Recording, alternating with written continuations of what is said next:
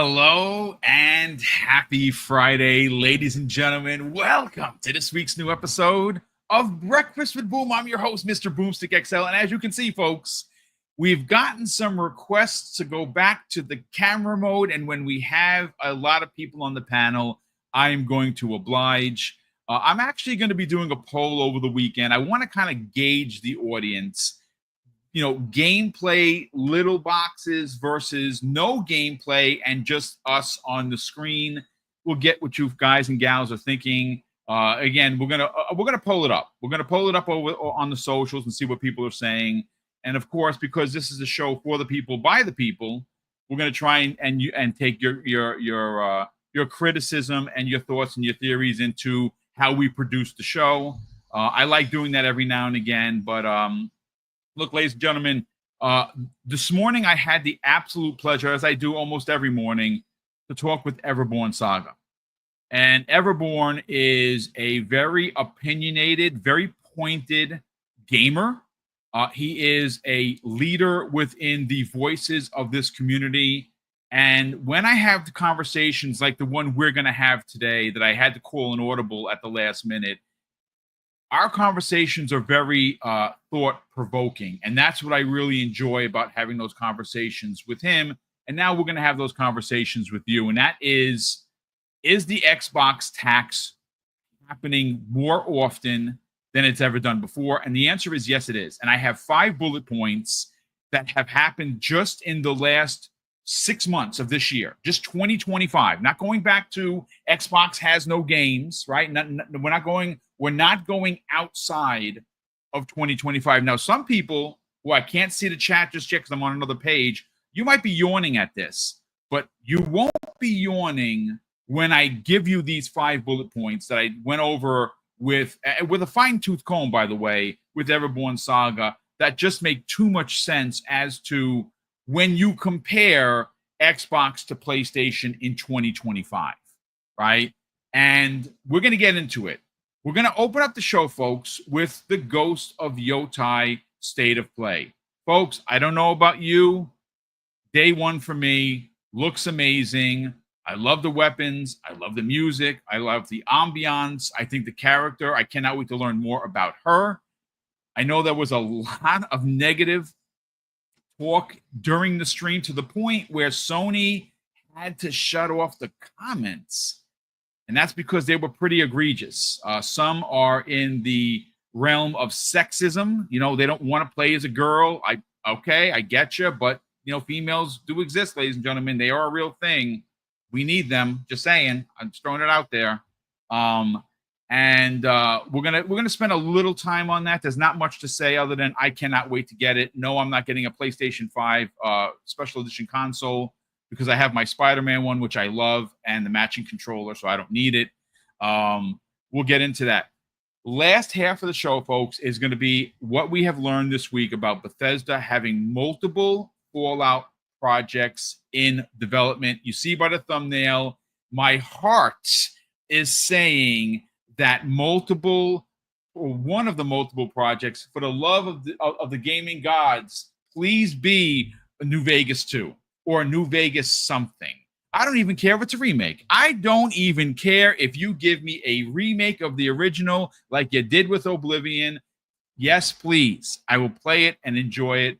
But that's going to do it for the show. I think I figured about 90, 100 minutes, give or take, maybe getting close to the 2-hour mark. But let's start with the wonderful people on this panel, some of which I haven't podcast with in weeks. Korkenstein, welcome back, kind sir. How are you feeling?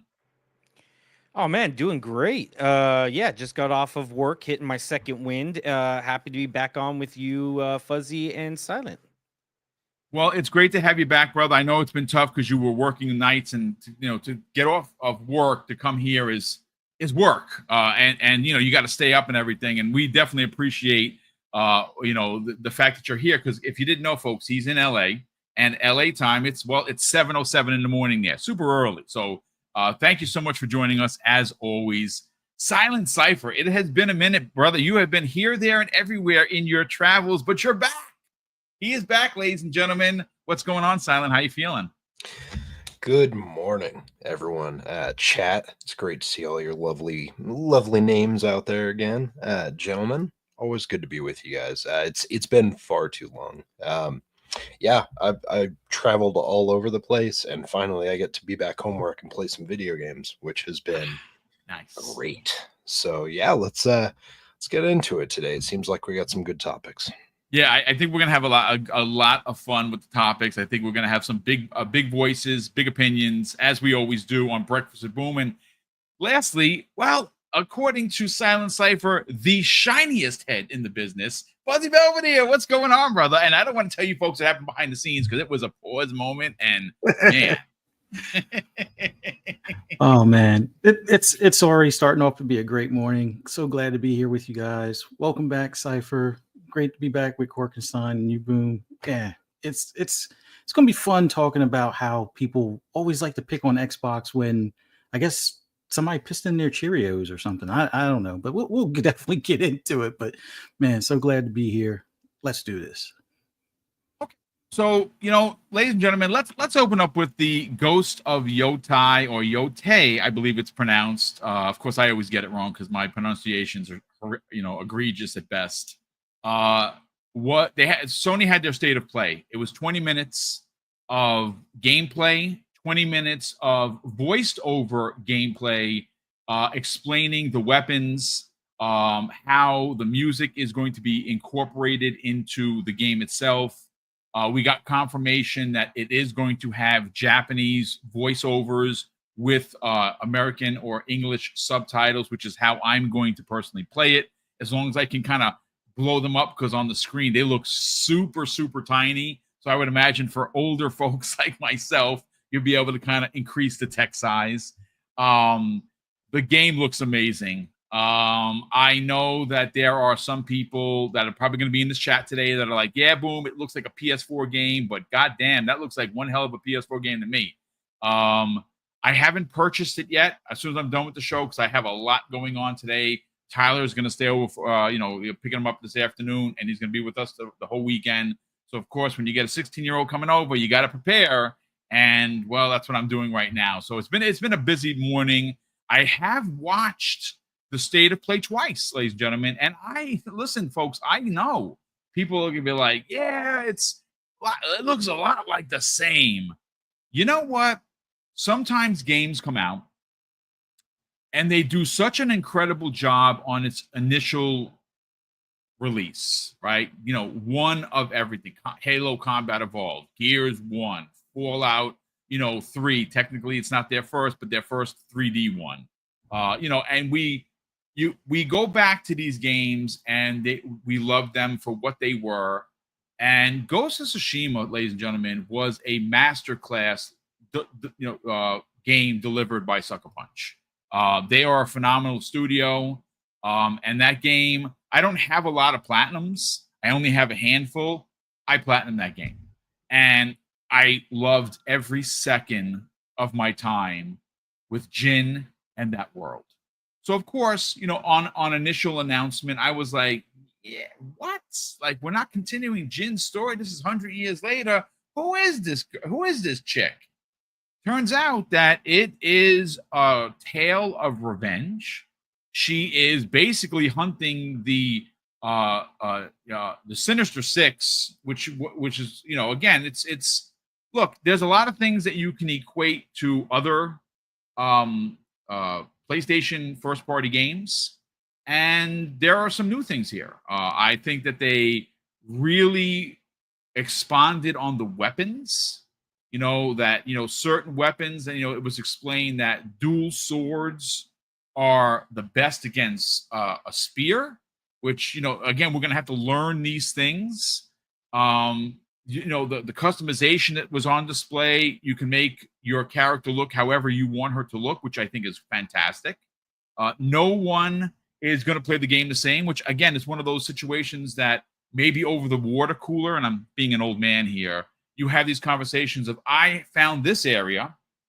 Did you? Oh no, but I found this area. I think that there's going to be a lot of conversation about this game. It's one of my most anticipated games of the year.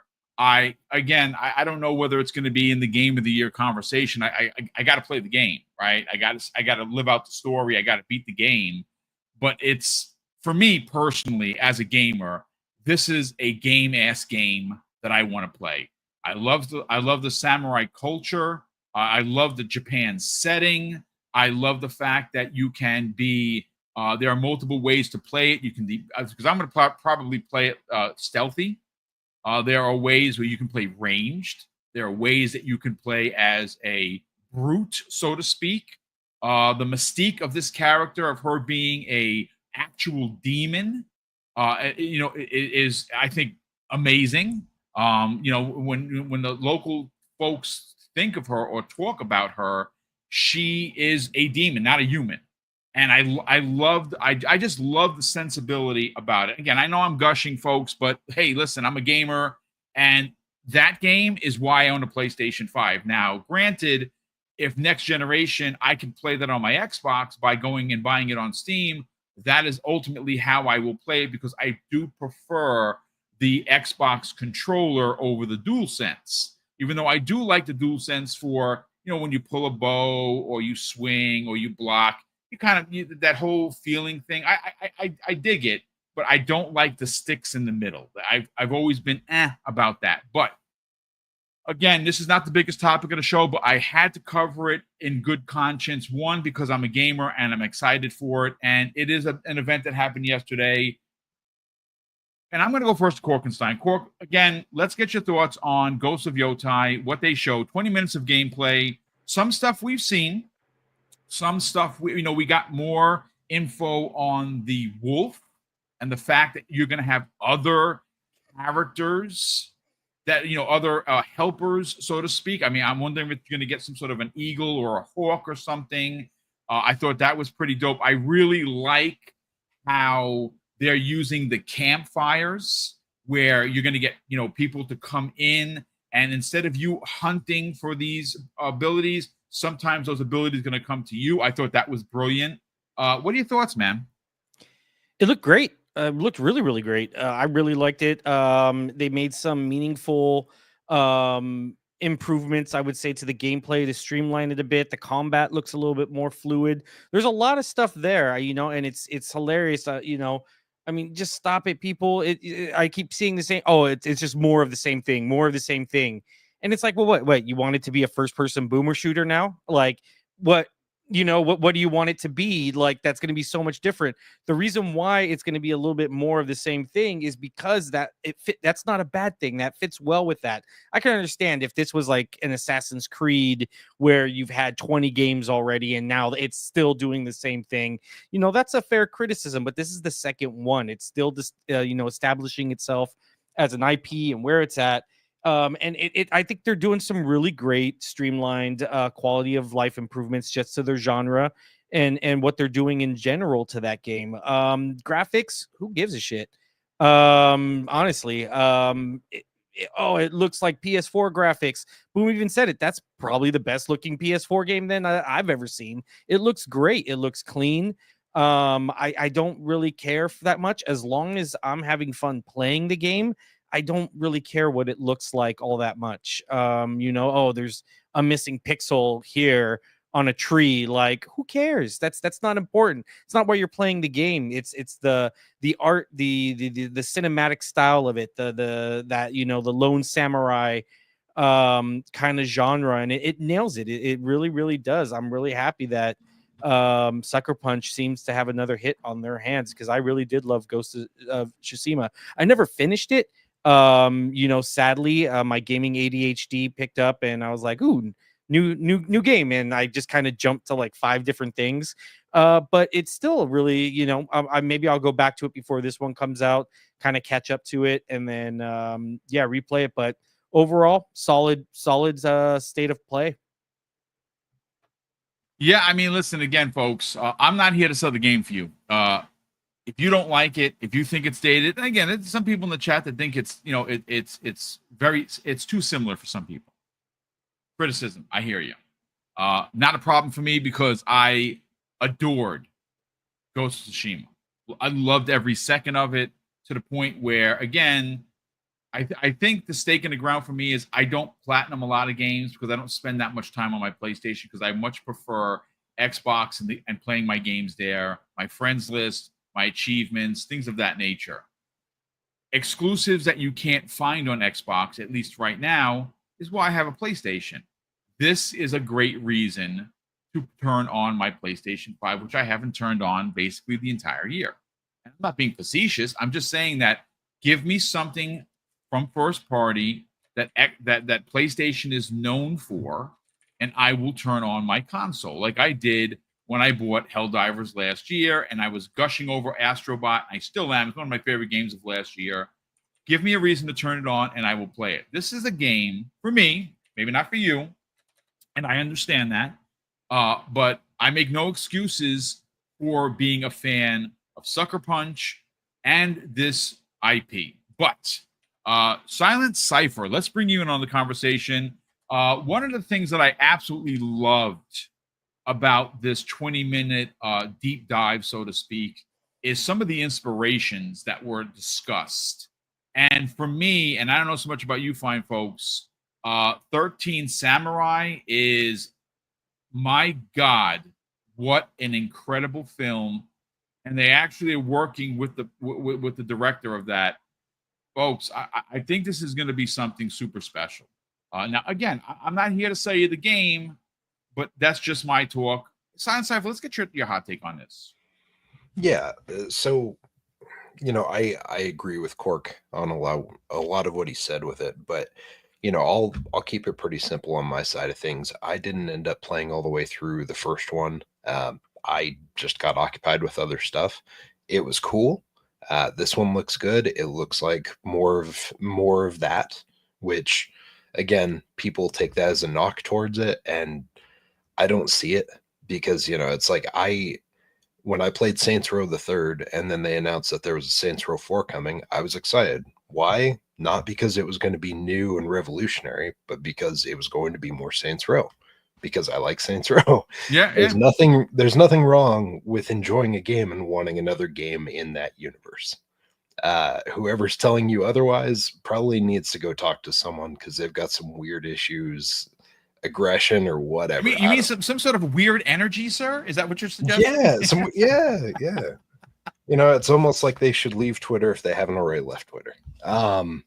But it's silly to me. Like the visuals or whatever, I don't care. I did not buy PS5. I didn't want to pay them for that console. I'll wait when it comes out on PC. It'll look great on PC. Like if the visuals aren't where I want them right now, they'll look great in a year when it comes to PC. I don't personally care. And I don't have FOMO with it. Like, yeah, the game's probably going to be great. I'll wait for a year. I've got plenty of games on the plate. I'm not in a rush. I'll play it when it's well polished and when it looks really good. It's a great point of view. Again, and you know what? That's a great point. When you consider that this is one of those games, because I believe it's exclusive to PlayStation for now, which I get. I understand the draw. People may buy consoles for this. This is one of those instances that, to me, it just really puts a spotlight on how brain dead Sony leadership actually is. This is an incredible experience just based on what we've seen in trailers, and even more so, in my opinion, based on the 20-minute deep dive. Like I said, folks, if you're not excited for it, I get it. And like Silent, he's going to wait for PC. He doesn't have FOMO. See, I can't do that for two reasons. One, I don't know that the next Xbox is going to be what I think it's going to be. I'm praying to the gaming gods that it is, and I believe that in order to sell consoles, they need to, be different than what didn't work this generation. So I would imagine that what we've heard, all the rumors of it being this magical box, is going to be true. So I won't need a PlayStation. And I could wait at that point. But the other point is I'm not going to play it on PC because I don't have one that could play it. So for me, FOMO is setting in because I'm such a fan of the series, and I just love the Japanese setting. It just really resonates with me in my gamer soul, I guess, if that makes any sense. But Fuzzy Belvedere, let's get your hot take on this, because again, Japan is a beautiful country with beautiful people and an incredible culture. We get a chance to experience it. You and I have talked about it extensively, how we want Forza to go there next, which I think would be a really big deal. But now we get to go back and revisit, and we're playing this movie-like story where it is like your old westerns of revenge. They killed her family, and now she's on a revenge for the six. And it's like right out of a J novel. It really is like a manga of sorts. And I can't wait to play. But I want to get your hot takes on it. Oh, this is definitely a day one for me. I would have loved for them to have it on PC day and date as well, but it is what it is. I'll still pick it up for my PS5. Not as worried about it looking like a PS4 game because I enjoyed it a lot on PS4. I love that they kept the dismemberment still within this game because I saw a few limbs or a few arms and whatnot chopped off. So, and I'll probably sound like a psycho with that, but that's what I love in games. Like I love that in Assassin's Creed Shadows. I love that in Assassin's Creed Valhalla and a few other games that have dismemberment. So the fact that they kept that, it's great. The fact that they added more weapons, which, yeah, some of the weapons that I loved in Assassin's Creed Shadows are now making their appearance here, where you can wield those as well. The fact that you'll have firearms and you'll be able to use arrows is great for range. The fact that you can have a wolf companion or other people within your wolf pack, and you can, like, I guess, swap them out depending on the type of mission you're finding for like different cards or different leads for however you want to play. Or you could just take the scenic route instead of, diving full on into the story. I love that they have all of those options, as well as the modes, as far as making it look more like a movie, or being able to play it from a different angle, or with subtitles and whatnot. So day one for me, looking forward to it. Loved everything I saw.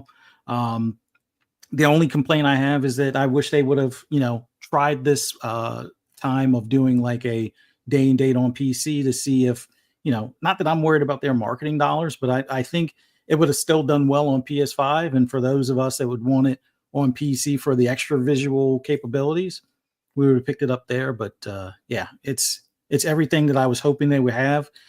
Even though it doesn't continue Jin's story, the fact that they got those different weapons and how you can switch between them, yeah, I'm gonna love that. So looking forward to it. Can't wait. Yeah, I'm sure at some point Jin is going to be mentioned, or his story is going to be referred to, so to speak. I know that at one of the campfires, you had someone that showed up that specifically talked about a mask that they wanted to sell her that had this dark and brutal storied history. Right. And I'm just assuming, ladies and gentlemen, that was probably Jin's mask. Yeah, and we'll learn awesome. What happened with him. But I just hope that at some point they do come back around as, to Jin himself. Mm-hmm. And, we will see. We will definitely see. But look, again. One quick question I have for you. Sure. You, when you finished your playthrough, did you do white armor or red armor? I did. I think I did red, if I'm not mistaken. Okay. I did the red armor. I'm pretty sure of it. Yeah, I'm pretty sure I went with red, because obviously I was stealthing dudes left, right, and center. I loved every second of Ghost of Tsushima, and I know that I'm going to enjoy this. And like I said, when I can pre-order it, I'm going to get the deluxe edition. And I don't know if there's a collector's edition. I don't know. I didn't see that. I know that there's 2 different consoles. Yeah, no thanks. I'm not even gonna buy the controller. I have enough controllers. I don't play my PS5 enough. I think I have 3 special edition controllers. I have Spider-Man, Astrobot, and I have one other one, and a regular one. I don't need all those controllers. It's not like the Xbox, but I'm excited for it. If you are excited for it, awesome. If you're not, I hear you. But ladies and gentlemen, I want to move on to a big topic. Now, this was what I like to call a audible at the line. If you're a football fan, you know that there are no better audible callers than Ben Roethlisberger was really good at it. Obviously, there were there's a bunch of quarterbacks that are super, super good at it. And the reason I decided to pull or change one of the original conversations was a particular conversation that I had this morning with Everborn Saga. And interestingly enough, and I said this earlier, and I want to, and I said it in the green room, and I want to be clear. The smoke I had for Microsoft last week for what they did with the 9100 layoffs and the studio closures and the game cancellations, I make no apologies for that. That's righteous smoke. They deserved it. They're a $3.7 trillion company. I understand the business side of it, but that doesn't mean I have to like seeing that many people without a job. And again, I understand this. I know it's the industry, and it's not just gaming, and it's not just Microsoft. I understand all of that, but I make no apologies for the righteous smoke that I had for them, which I still do. Though, with that said, ladies and gentlemen, when I say Xbox tax, or is the Xbox tax real, you're going to get people to roll the eyes. You're going to get people to say, oh, boom, this again. And you know what? You can turn this podcast off anytime you want. I don't encourage you to leave, but this is a conversation that needs to be had. And I am not taking this conversation outside of the current year. 2025 is a year that we've just crossed the halfway mark. We're almost halfway through July, which is incredible because I felt like July just started yesterday, and we're already by the end of weekend halfway through. It's crazy, right? That's how fast this year is going. But during this one particular 6-month block, we have had for Xbox. Now, I want to talk about positive things before we get into the negative stories, the negative conversation, right? The year starts out with a developer direct that gives us new information about Avowed and the fact that they heard the cries of the people. Originally, it was going to be 30 frames, and they gave us a 30, 40, 60, still my game of the year, 2025. Loved every second of it.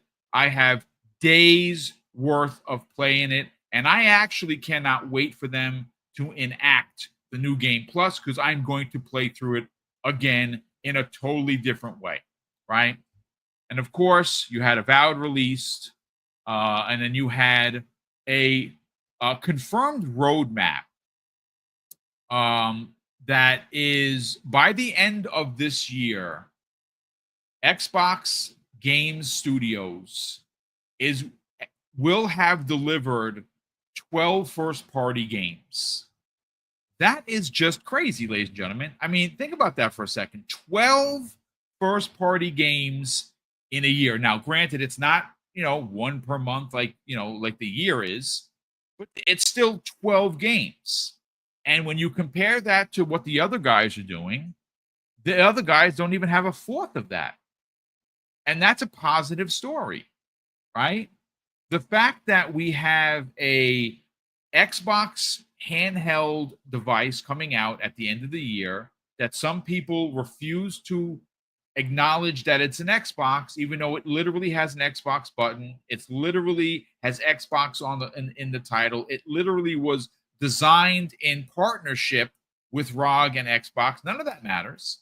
It's just a PC device. We'll get. I have a thought on that. We're getting a handheld, folks. 2 of them. Now, maybe they're not for you. One of those bad boys are for me. So you got a roadmap. You had what I thought was an incredible, not as good as last year's, showcase, but a 9 out of 10. Lots of JRPGs, lots of third-party support, some really big bangers in there, and for first party. Game Pass has not been increased. You're getting more games in Game Pass now than ever. A small little nugget of excitement for Gears of War, Reloaded. If you owned it digitally or physically, you got a code for it for free if you didn't have Xbox Game Pass. If you have Xbox Game Pass, boom, it's in there. Like there is literally At any turn, a ton of incredible news on why you should be an Xbox fan, whether it be inherent value, whether it be the roadmap for the future, whether it be the games that are releasing this year, whether it be the hardware and the rumors that are coming out. And again, it's not really rumors because Sarabon said that they're working on consoles for next generation in plural. You know that they're doing this. There is a ton of excitement behind the brand. But guess what, ladies and gentlemen? The gaming press will not let you think that. They will let you believe or lead you to believe that Xbox is a dying brand. Xbox is leaving the hardware business. Xbox is going third party. Xbox is not the same as it used to be because they don't value their diehard fans through exclusivity. I can go on for 3 hours, but I broke this down in a way where I asked for some help from Everborn, and we decided that let's just keep this to 2025, the Xbox tax, and see whether or not I'm being a weirdo or I'm actually talking real life stuff here. Well, I'm going to give you the 5 bullet points that I have: Cork, Fuzzy, and Silent, and Chat, and then you run with it. Again, this is an open-ended conversation, but these are the 5 bullet points that have happened in 2025 in just the first 6 months of the year. After all of the goodness that I just gave you about Xbox, this is the running narrative. These 5 bullet points are the running narrative today, and they continue to lead the story in game journalism, which is mind-blowing. So here you go, folks. No new Xbox hardware in 26 or 27, whenever the hardware releases. The Xbox Ally is not an Xbox device/console. It's a PC handheld. Xbox Game Pass Ultimate, not profitable. We know how that went for Christopher Dring. Not really well, which is why he's a hack. Xbox is not doing backwards compatibility, confirmed by another Moore's Law or whatever his name is. And again, you know how this whole thing came about? When the Xbox Game Pass Ultimate is not profitable, didn't work, goalposts were immediately moved. And well, I heard that the next Xbox is not going to be backwards compatible, even though the president of Xbox is leading an entirely brand new division on forward and backwards compatibility. But we're going to listen to some knucklehead who is supposedly a leaker. Okay, good for you if you believe that.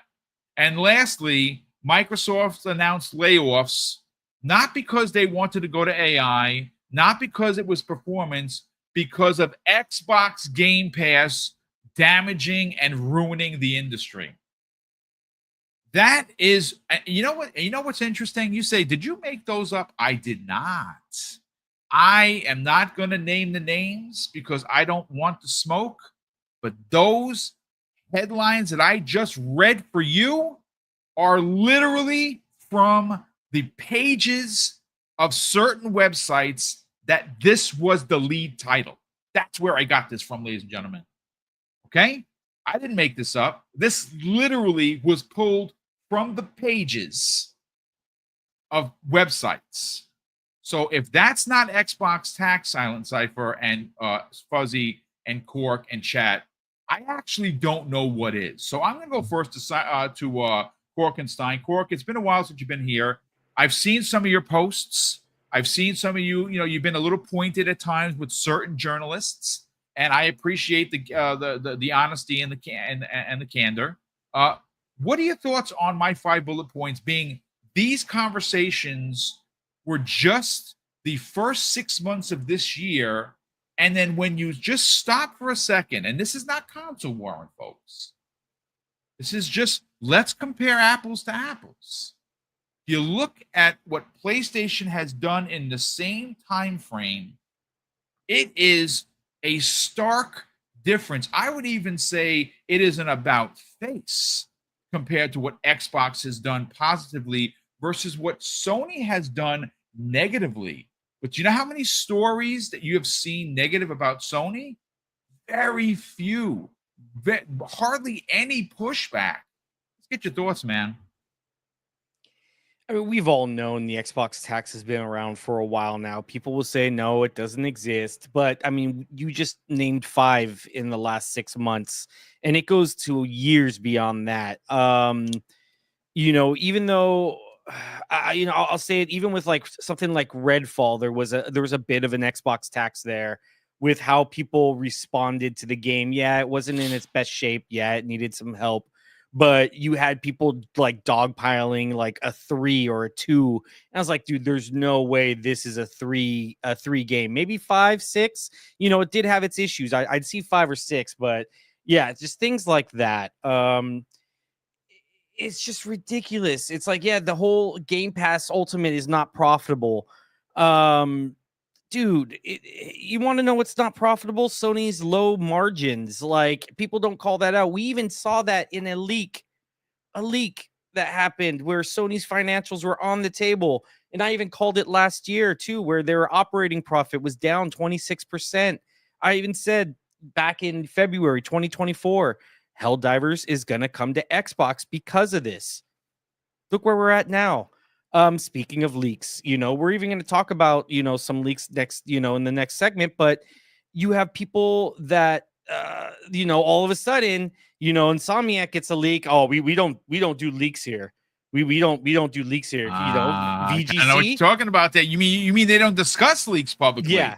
We don't talk about leaks here. Yeah. And guess what? That. 2 weeks later, Xbox had a massive leak, and they're talking about controllers. They're talking about consoles.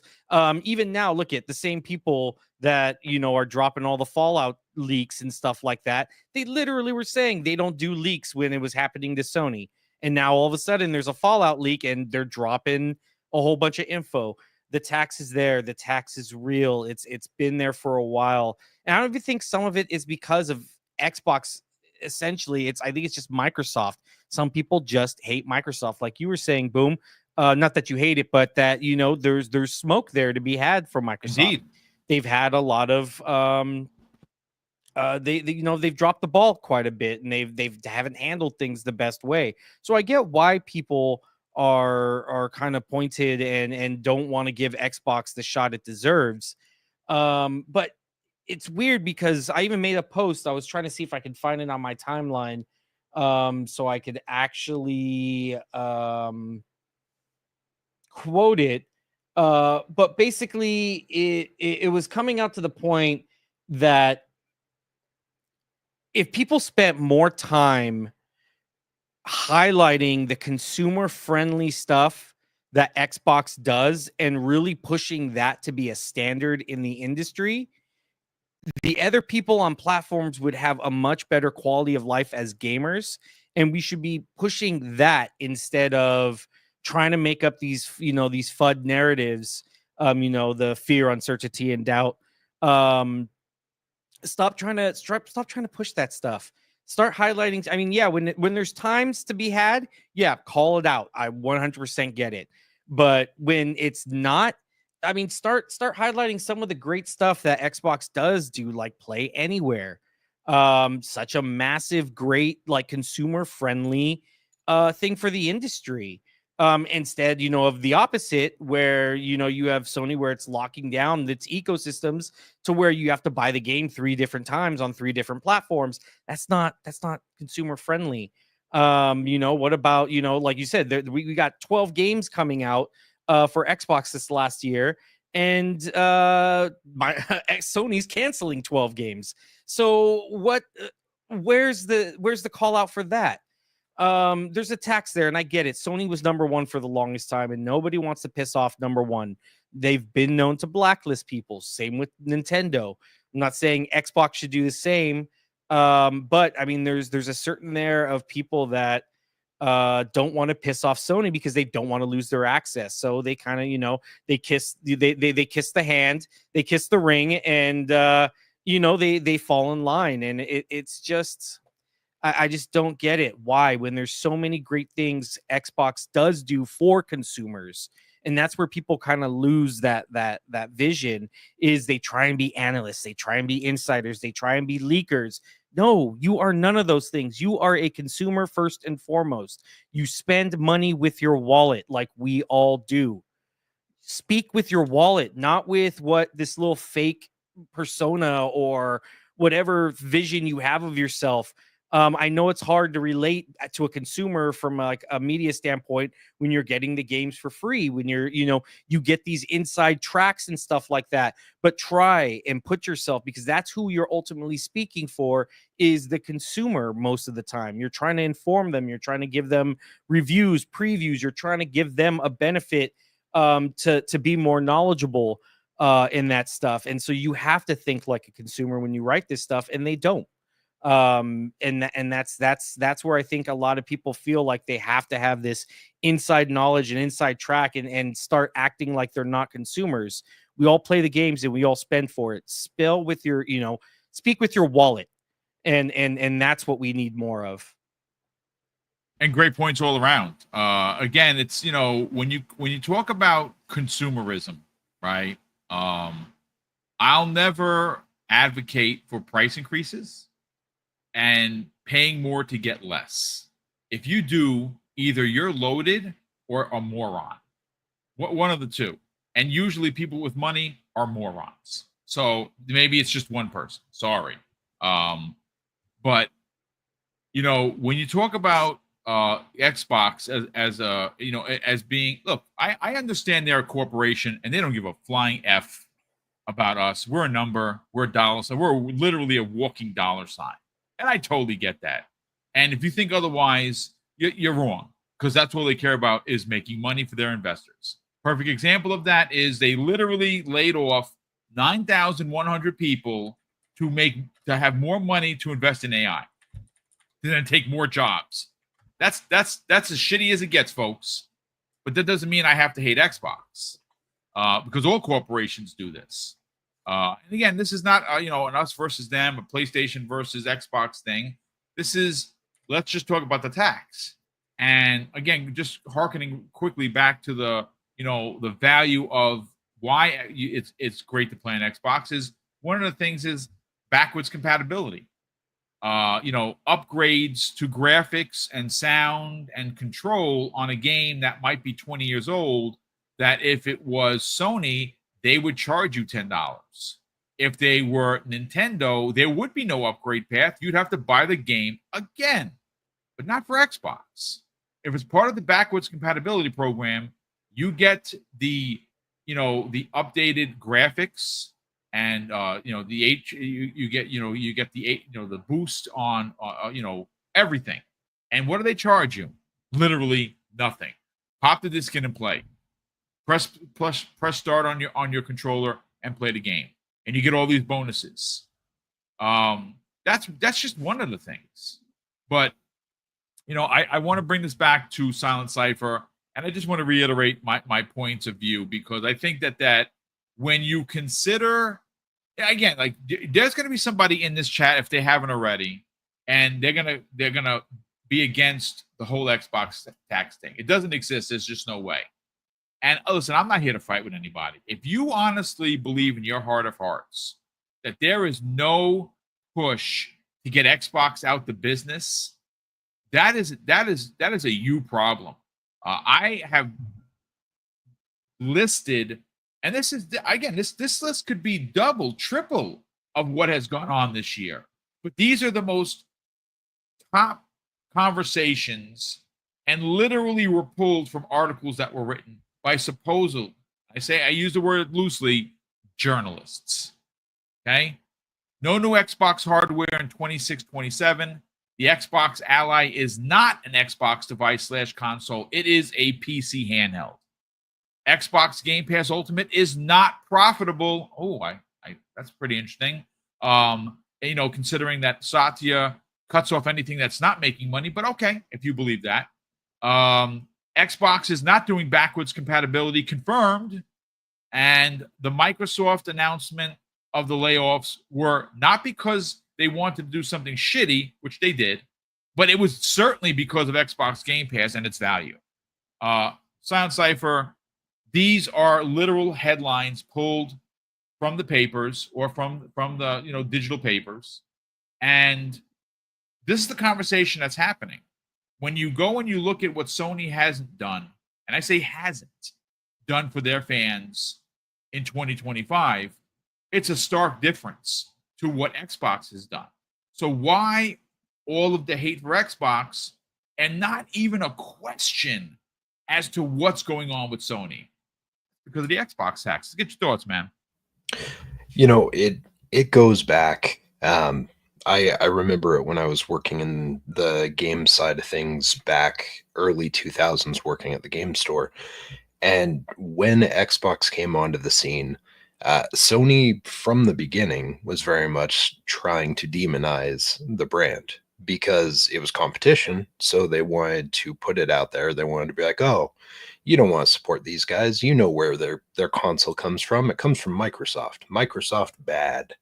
That was an approach right from the beginning. I remember seeing it. I remember seeing like even in the marketing, like when Killzone and some of those started coming out, they had stuff in the marketing where it's like, oh, it's the Halo killer, blah blah blah. Like, and they pushed really hard on it. They had their Sony rep come out constantly being like, no, this will put that thing to bed. It was always a thing, and there was always this like rivalry. Even just in the stores, they were always trying to vie for it. And you see companies do this, of course, throughout all the markets, but like they were always trying to kick them down a little bit. Like they would try and pay more so they could reduce the presence of Microsoft on the wall. Because again, it's one of those things where it's like Xbox had success with something like Halo, with something like Star Wars Jedi Knights, Jedi Academy, with something like Rainbow Six 3.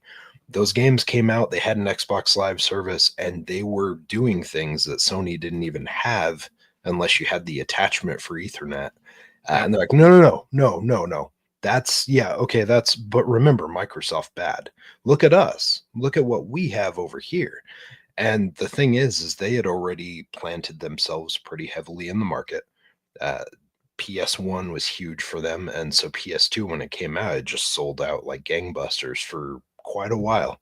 And it was your first opportunity to get a Blu-ray player, DVD player at the time, which is like, it was a whole new thing. It was a whole new thing for everyone. Like it was a super cheap way for people to get in the market. There was a lot of fan base and support there. And from the early days, I remember like Sony constantly was trying to doggy pile on them. I saw it from Nintendo occasionally, but Sony has always kind of carried that torch. And because you had a bunch of fans there, look at most of the people you see on Twitter, they go back to that time frame supporting Sony. And it's literally like they've just been sitting there carrying that torch for Sony all these years because Microsoft bad. Doesn't matter what Microsoft does. It doesn't matter if they bring out a user, like a super consumer friendly thing like Game Pass, where if you don't want to spend all your money on games, you can jump into Game Pass, you can try stuff, see if you like it. If you decide you want to buy a copy, awesome. But you're getting that game out there. You're getting it to more eyes than you did previously. But that's a bad thing. And clearly it can't make money, right? Because when you get over 30 plus million or however many users and you have them investing in the ecosystem and stuff, obviously it's a loss leader. It's clearly not making any money whatsoever, which is a ridiculous narrative. I feel like you don't have to look very far. Look at something like Call of Duty. You jump in there, you see how many microtransactions they're selling on that game. So you want to tell me that someone can get into that ecosystem for free because the game's on there for free. Yep.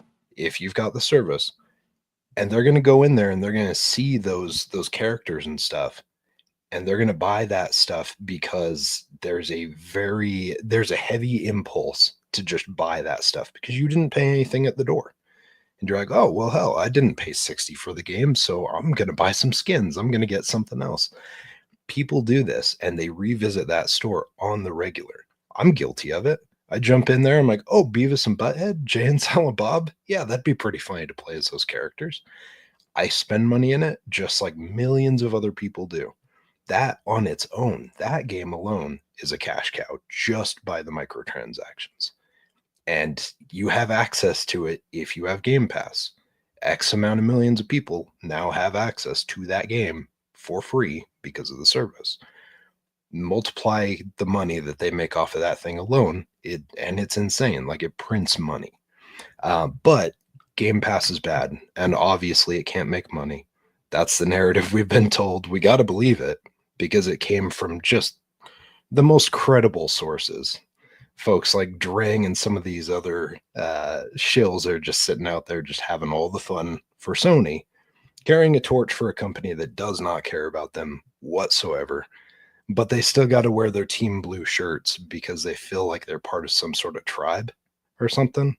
Like, I don't know what's wrong with you, your derangement syndrome, whatever's going on. Think for yourself. If you're a gamer, play the games wherever the games are. If you don't like that, then maybe you need to grow up and get over the rhetoric a little bit. You know, and to go back to Microsoft, and you mentioned, of course, the layoffs. And it's not like you can say that Microsoft isn't at fault also. Like, every one of these companies, any given time, they will step on the rake. It's what happens, right? Like, as soon as you've got good press, you find the rake and you proceed to hit yourself constantly with it. And it's embarrassing to watch. And in a situation like this, where they got rid of as many people as they did, you know, it's like not one person is at fault, but that whole situation, just the way it was revealed, the way it was released from top to bottom, was gross. It was super unnecessary. And then for us to see this week where they're like, oh, hey, we've got the highest, I forget what it was they announced this week, but they're like, oh, hey, we have like the highest we've ever had as far as engagement or as far as like active users. And I'm just like, oh, that's great. Cool. So you got rid of all those people, but you're going to try and parade it like you got to win. Like, that's gross. maybe don't step on the corpses right after you announce this news. Hello. Great point of view. and it's not just Microsoft that is, you know, that's in the bad on that one. Like, even from the companies that were affected on this, on the on the Xbox side, you know, you had people coming out saying like, we just met with leadership a couple weeks back, month back, whatever. And they were really excited about the progress we had made on these games. And then they got shafted like this. Like, again, from start to finish, the way it was communicated, the way it was done was gross. It's nothing less than I would expect from a giant corporation, but you would hope that they had learned a lesson over the years and maybe try and figure out a way to, I don't know, like, shift some of that loss instead of just canning all those people. It sucks. And unfortunately, it is a thing we're going to continue to see over and over as these companies take on AI and decide that they want to change these things and maybe simplify and reduce their overhead costs. Sucks, but it is what it is. Korkenstein took my bars on one of these. He did mention, so you mentioned the fact that there's 12 games coming out from Microsoft this year. And at this point, we've proceeded to see Sony literally cancel like almost all 12 of their games as a service that were announced. So, you know, you look at where the two companies are at this point in time, and it's a night and day difference. Like, granted, they had the Ghosts State of Play, which looks good. That's great. Yeah. That's one game for how many months now? That, you know, like, we're sitting here and it's like Marathon gets delayed. All these things get delayed. And back to your point, Sony doesn't catch any smoke for that whatsoever by the fans. But if Microsoft makes any move, like, even if you just have something where it's like, oh, they removed a game type in this game that's coming out, Microsoft's on fire. Xbox is closing down. God forbid. No. They're leaving the business. Yeah, they're leaving the business. Oh, there's a portable handheld. It's not an Xbox handheld. You know why it's not an Xbox handheld to these guys out there? Because if it was an Xbox handheld, they'd have to accept the fact that their PlayStation games get to be played on an Xbox system in short of like a year. And that hurts them to the core. Yep. That pisses them off. It upsets them. It's the reason we see some of these weak folks out there in Twitter leaving Twitter because they're upset, because all of a sudden Papa Sony isn't covering their asses anymore. They don't have their back. They've betrayed them after all these years, which again, they never had your back in the first place. It's a corporation. Suck it up.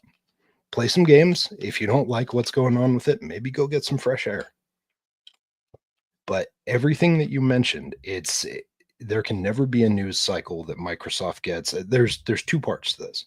There can never be a news cycle that Microsoft has where they don't immediately kick themselves in the junk the next week with bad news. But also, there can never be any Xbox news where the media, so-called media and journalists, don't proceed to just nitpick it apart and make it seem like Microsoft is the problem. It goes back decades and it continues because it's a bunch of people who either never grew up or just really love that horde mentality. I don't know.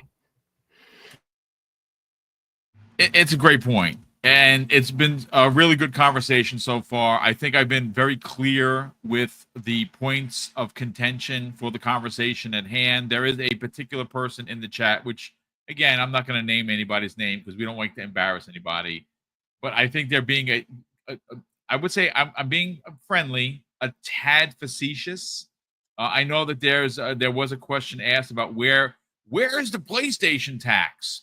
Oh, you mean the PlayStation Earth Defense Force that, like Tony Stark's armor, is ready to drop into orbit and cover the Earth with a PlayStation shield the minute anyone gives a criticism. Tell you what, whoever made that comment, why don't you go ahead, take the time real quick, go onto the internet and find the journalists that always bash on Microsoft. Go on the internet real quick. Find me something bad that they said about the marathon delay. I'll wait. Go ahead.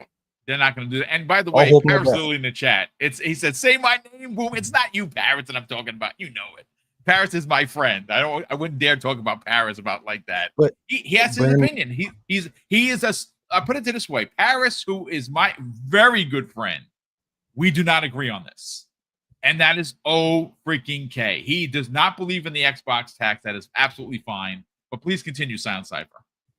No, I just and someone mentioned, but that's not tax, Cypher. That's just lying. Sure, that's fine. It's got a bunch of different names, right? Like we've seen the Xbox tax called different things over the last year or two. It's console preference. It's lying. Whatever you want to call it, it all lands in the same bucket. We just have to, people have to open their eyes and realize it. And it's cool if someone has a preference on a console. Like if Paris likes one over the other, that's cool. Like we all have friends in the industry. Some of us have ones with a certain company, so we prefer that sometimes. Yeah. But that doesn't mean we can't play games on other things, and it doesn't mean we have to bash the other consoles just because we have friends there or we have a loyalty. It's just not necessary. No, it's a great point. It's a great point of view. Again, folks, this isn't one of those pile on the rabbit situations. No one is suggesting that PlayStation bad. I mean, I just literally spent the first 25 minutes of this podcast gushing over Ghosts of Yotei. Like, if I'm such a PlayStation hater, would anyone actually do that? No, I'm a gamer. But you got to, again, my pops used to say, you got to call a spade a spade. You like cards. And that is an old school saying, folks. And you know what? It just, again, if I was shooting from the hip and I didn't have examples, Fuzzy Belvedere, I could see you calling me to the carpet and be like, boom, you got, this is gunslinging 101. I don't see any, there are no definitions. There are no explanations, but I explained it. And what I think makes this conversation more pointed, Fuzzy, is that those comments not only are literal freaking headlines from certain journalists on certain websites that we keep the names out of the conversation, literally pulled from the headlines, ladies and gentlemen. But more so than that, and why it's even more pointed, is that is just in the last 6 months, Fuzzy. Let's get your thoughts, man. Oh, there's so many ways to go with this. I'll start off with the whole PlayStation lack of tax. As somebody that was a PlayStation fan up until probably the Xbox One generation, why does nobody talk about that stupid built-in battery on their controllers and how crap it is that they only last 4 hours after about a year? Like, I'm retired. I don't know about the rest of y'all, but I can sit there and play games for 8 hours straight on my Elite controller or a rechargeable battery controller from Xbox. But all of my PS4 and PS5 controllers, after a year or so, if I get anything more than 4 hours, I'm lucky. But then they'll say, well, why don't you buy a second controller? Idiots, I'm the only one that's playing on that PlayStation. Why should I buy a second controller to play the games? I don't have to do that with Xbox. I just have rechargeable batteries I can swap out. I mean, sure, I guess I could plug in my wireless controller, but then that would make it a non-wireless controller. It would be a wire controller at that point. But nobody wants to talk about that. They want to talk about the Series S. Series S is a bad console. Okay, guess what? It's more powerful than a Steam Deck. And most games are made to play on a Steam Deck. And now we got something that's even less powerful with the Switch 2, and they're going to make games for that. But the Series S is holding us back. Do you idiots not realize that cross-generation games exist? And there was a thing called, I don't know, the PS4 and the Xbox One that some devs were still making games for, which were lower spec consoles than the Series S. So how is the Series S holding things back? Oh, that's right. It's holding it back for next generation games. Those same next generation games that still appear on the Steam Deck, which is less powerful than the actual Series S. I don't know. I'm not the biggest tech guy, but I at least know that. And when we go to that whole Moore's Law guy, oh my God, like, I don't mean to call people idiots, but I have to if you remember the series console generation, RDNA 2 was what Xbox was going for. Remember the number 2, right? Xbox had to wait for that. Meaning, that means, oh, I don't know, AMD is working on maybe RDNA 2, and anything that comes after the number 2 would be early experimental phase. So why were idiots saying that the PS5 in the beginning of the generation was RDNA 3? I don't know. Last time I checked, 3 comes after 2. So it would be impossible to have RDNA 3 specs in an RDNA 2 console, or in a console that was built and specced out before one that's getting RDNA 2 certification. Math escapes people, I guess. It would be like me saying, hey, you know, the 2026 model year cars are coming out next week, but somehow Sony is making a 2028 car. Like, that would be a little suspect, wouldn't you think? But people want to listen to somebody that obviously can't either do math or understand how technology works.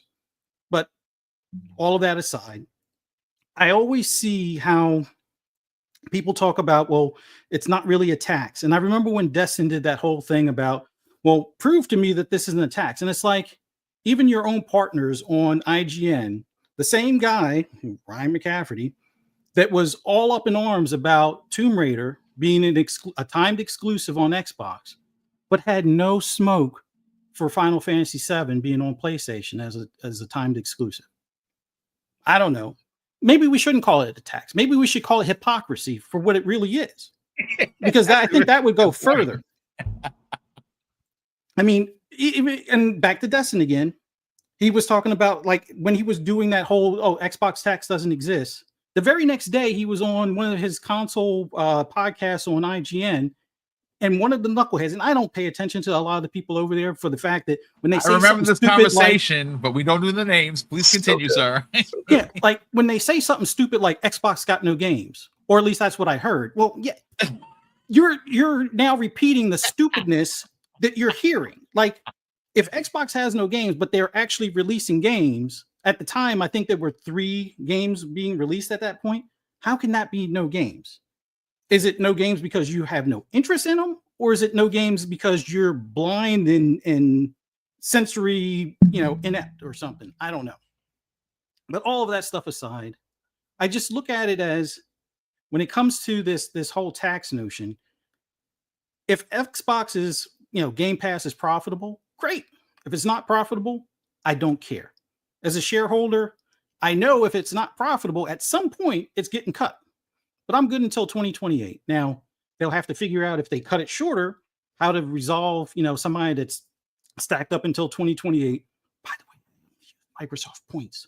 But anyway, all of that aside, as a gamer, I don't care. As long as I'm getting access to the games the day that they launch and I can enjoy them. And then, hey, if I enjoy it enough and I decide I want to keep that game, because let's say I don't decide to re-up in 2028, I can choose to buy the game.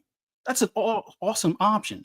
I almost wish things like Netflix had that. I know Prime has that to some extent, but a lot of times the stuff that you really would want to see a little bit sooner in a streaming is only for sale. But all of that stuff aside, I don't get why there's so much hate for Game Pass when the stuff involved with Game Pass winds up adding more to the fold of this hobby or this community in general. You would think that would be applauded. I get it.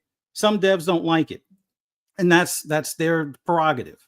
If they choose not to put stuff in Game Pass, great. If they put just stuff in Game Pass, considering all the options they have as a developer, whether you take money up front or you base it off of active users or how many downloads and things along those lines, if you pick the wrong package, that's kind of on you. But I can understand not wanting to do it again and saying your 2 cents on it. But to act like it's destroying gaming in general, when things like live service games are probably a bigger problem. And at the beginning of this generation, broken games were a big problem. Like, I used to get mad, and I always bring up Jedi Survivor. Like, I have the biggest distaste for the gaming media as a whole, primarily because Jedi Survivor, because there were a bunch of 9 and 10s given out to that game because, oh, well, EA said that they were going to, do a day 1 patch and it would be a fixed game. That's more of a detriment to gaming because it wasn't fixed after the day 1 patch. And it was EA of all places to take their word. Like, I get it. You're a fan of Jedi or Star Wars in general. That's fine. But you're going to take EA's word when they had the abomination of, Battlefield 2042, where it took 3-month patches to even get it to somewhat playable in some instances. And you're going to just take their word that the day 1 patch is going to fix Jedi. Like, I don't know. I know I played it a year later and still Fallen Order played better. Now, granted, there's more to do, or there's more visual stuff, intensive visual stuff in Survivor compared to Fallen Order. But that was unacceptable. And that's another thing. The media is never going to look inward on themselves when they mess up or when they get it wrong or when they target a game because it's not what they wanted it as opposed to what it was meant to be. Look at what was that? Suicide Squad. All right, it's not a Batman game. They told you from get-go it's not a Batman game. It's a looter shooter, live service game, which maybe we don't need more of those, but I don't see people up in arms about other live service games the minute they start. So why not just judge it for what it is? Is it enjoyable to play for you? All right. Did they give you a free copy? Then I'm not giving you a free copy. Does that piss you off to the point where you're going to poop on that game every day until you realize, oh, maybe it's an actual good game? Like, that's the nonsense with this whole Xbox tax that I see. And it doesn't stop with Xbox, but it seems like it never, looks at Sony when it comes to things like Bungie. Sure, you get the reports of, one of the people, inviting people to his house or a girl to his house to look at the cars that he bought with the money that he was supposed to spend to keep, the retention of employees that they let go just before they were vested. That's a whole nother story. But all in all, Bungie is about to probably either be dissolved or absorbed by Sony. Marathon, maybe next year, maybe it never sees the light of day. But I don't see all the news stories about how Bungie may have been the problem child all along when it bounced from Microsoft to Activision to Sony. But nobody wants to talk about that. Nobody wants to talk about how much money was spent on some of these studios that Sony picked up and then wind up eventually closing and canceling their live service game. Like, I don't know, but I'm almost to the point where I'm expecting a Ben Studio closing listing because they did get the green light for Days Gone 2. Right. Their live service game got canceled. So now it looks like I guess they brought on somebody onto the team that's going to be working on another live service game. Yeah, it's another live service game that they're working on. Yeah. And if they're having all these troubles with live service games and they seem to be canceled because either they're unprepared to, support the game beyond the release, does Ben Studios wind up being the victim later on? I don't know. But it's funny to me. I can see journalists having friends in studios on either platform. And it almost seems like if it's on Sony, I don't want to talk about it. Hush. This is terrible. And then that's as far as it goes. But when it's Xbox and you have friends there, it's like, oh, this is the end of the world. It must be because of Game Pass. It must be because of this. It must be because it's like we can see the double speak. We could see the two sides of people's faces. And it's ugly. It really is ugly to the point where we call it Xbox tax. You can call it hypocrisy. Call it whatever you want. Just know that it just feels like there's a slight. And as somebody, like I said, I was more of a Sony fan and I was a never Xbox person back in the day because of Microsoft, because PC gaming, Windows ME sucked and Windows Vista sucked. And I was like, well, if these idiots can't get PC gaming right, why would I even bother with a console from them? But hey, Drive Club happened and it was supposed to be a Forza killer. And, everything changed from there. But all things aside, it's like I'm just tired of the nonsense. I'm tired of, every other week it's something with the Series S. But yet one of the devs that had a problem with the Series S, once they figured out how to use it, it actually helped uplift the operating or optimization on the game for other platforms. Just imagine that. That should tell you all you need to know as far as if things like the Series S is really the problem in gaming, or if Game Pass is really the problem in gaming, considering how much how quick they are to cut stuff. Why wouldn't they cut that? Do you really think that they're in that, acquisition phase still of customers? They got the 35 million range. Okay. If that was enough, then that's enough. If it's not enough, I think they would have pulled the plug by now, but that's just me. I mean, clearly that's what other people would think if, considering that Microsoft laid off 9,000 people, but all in all, you decide.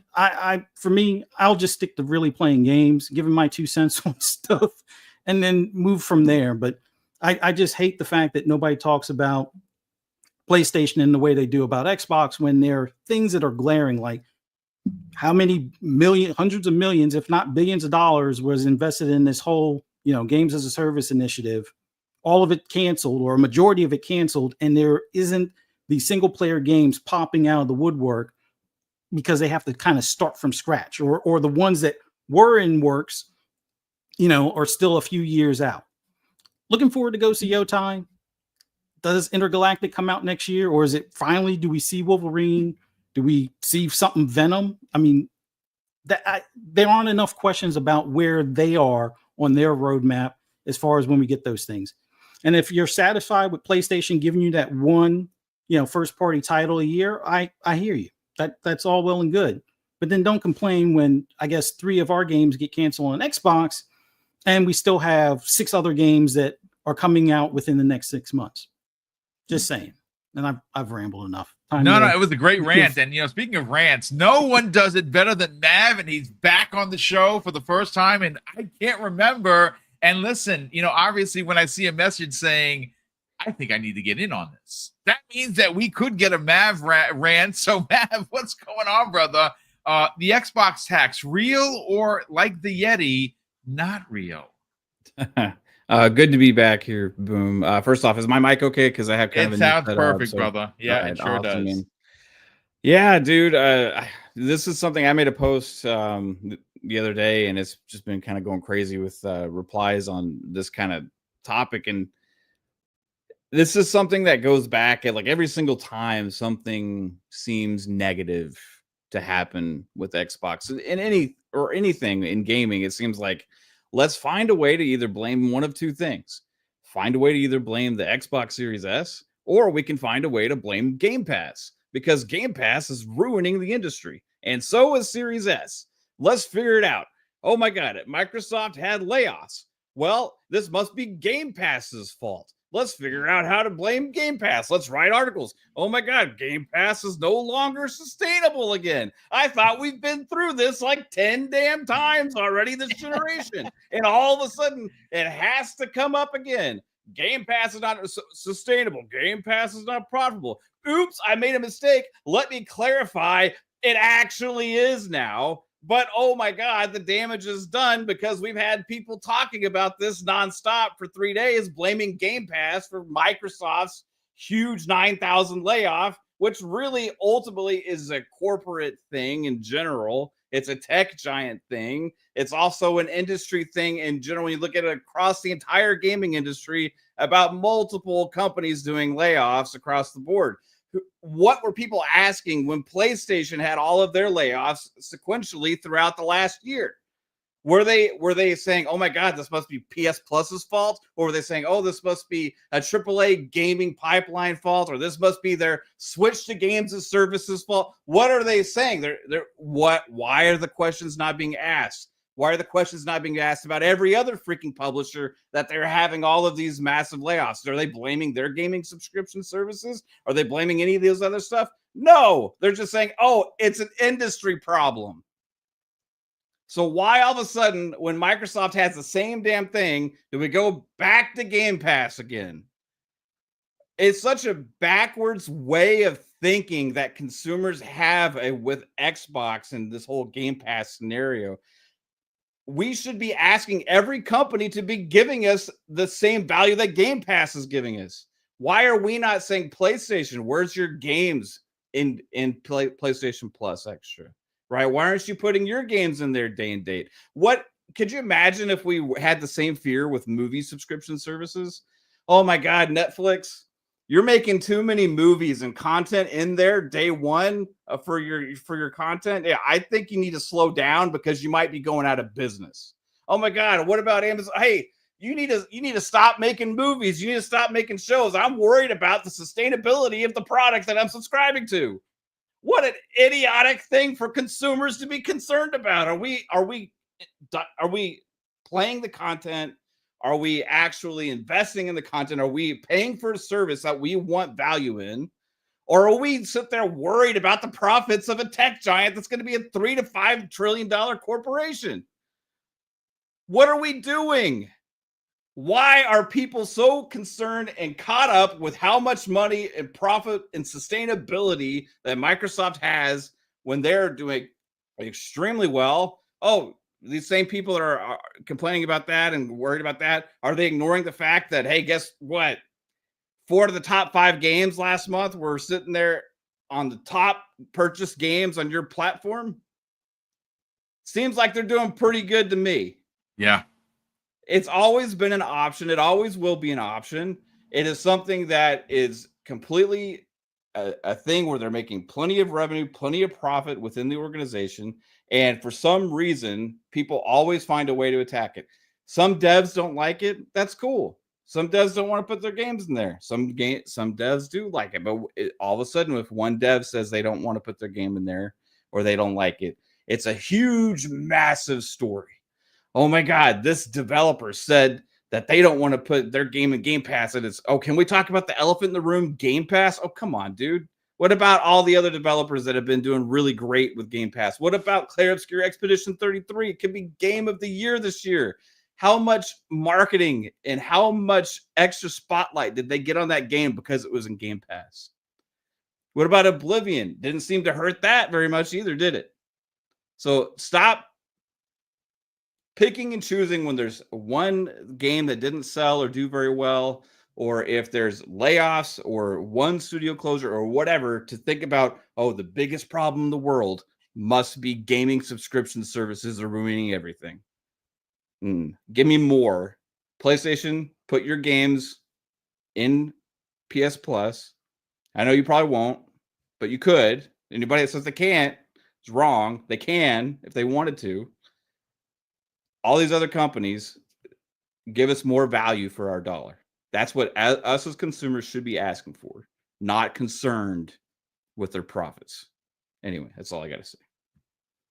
A phenomenal Mav rant following incredible conversation, an honest and earnest conversation from Korkenstein, Silent Cipher, Fuzzy Belvedere, and now yourself. I think that to open up the conversation, I was very pointed.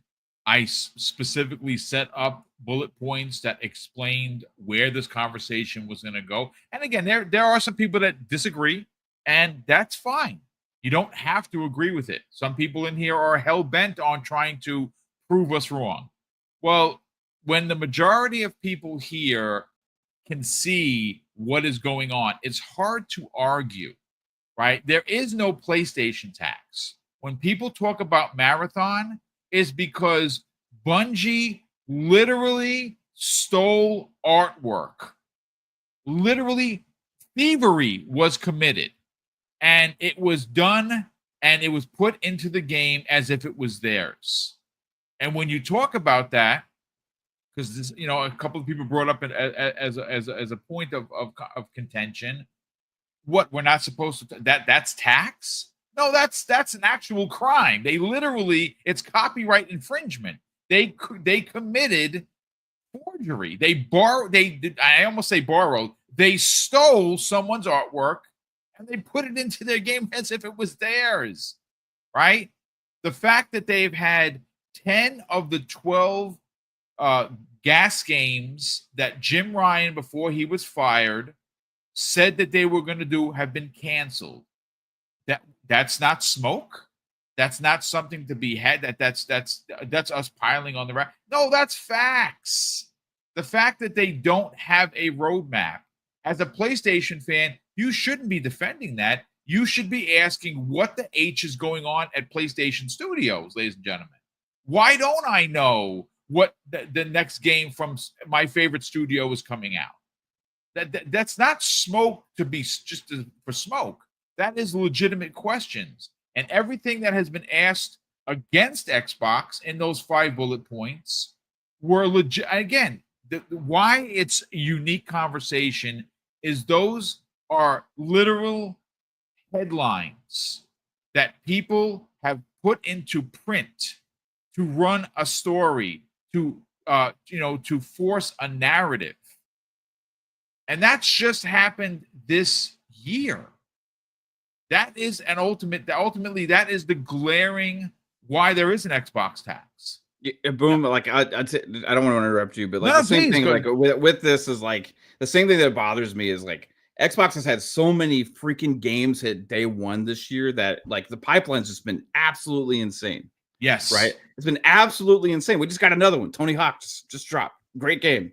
Like it just continues. I think Grounded 2 is coming soon as well. And then guess what? We got Wu-Chang Fallen Feathers around the corner. Then you also have another Call of Duty's hidden this year. You have Outer Worlds 2. Like this year's just been chock full of awesome games and Game Pass. And instead of the conversation and the media and all these other people of saying, hey, everybody, this is crazy. All these freaking games are dropping into Game Pass day and date. How amazing is that? There's all these great games.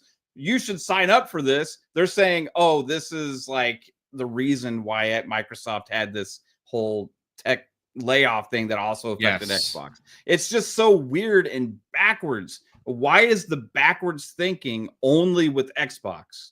And why is that always a thing when if you look at what they're delivering compared to any other publisher, any other platform, it is hands down by far the most good content delivered at the best price.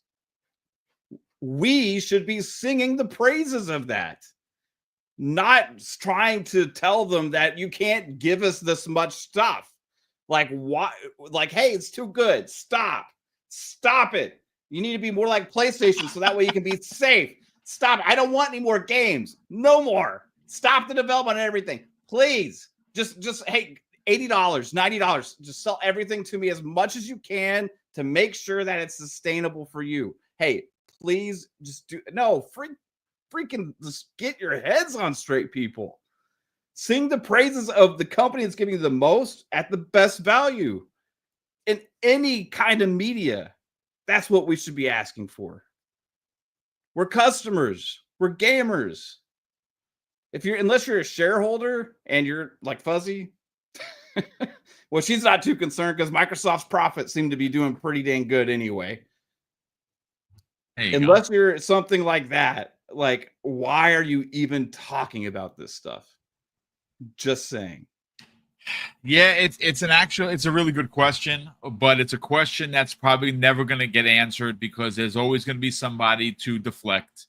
And there's been a couple people in the chat. Again, no names here, folks, because the last thing we want to do is shame anybody for having their opinion. Your opinion is your opinion. You're entitled to it. Doesn't mean you're right. Doesn't mean you're wrong. But when you have someone, when you have a host like myself who goes out and does the due diligence to put these things together, to go actual research the bullet points, these things have happened. These same questions, these conundrums that have shocked some journalists to the point where they feel it's necessary to write this FUD have not been asked for PlayStation, have not been asked for Nintendo. See, that is the glaring point where you say, is there an Xbox tax? Because if you're asking of Xbox these things, why aren't the same questions with the same voice and concern being asked for the other platforms? And that's it, folks. That is the tell right there.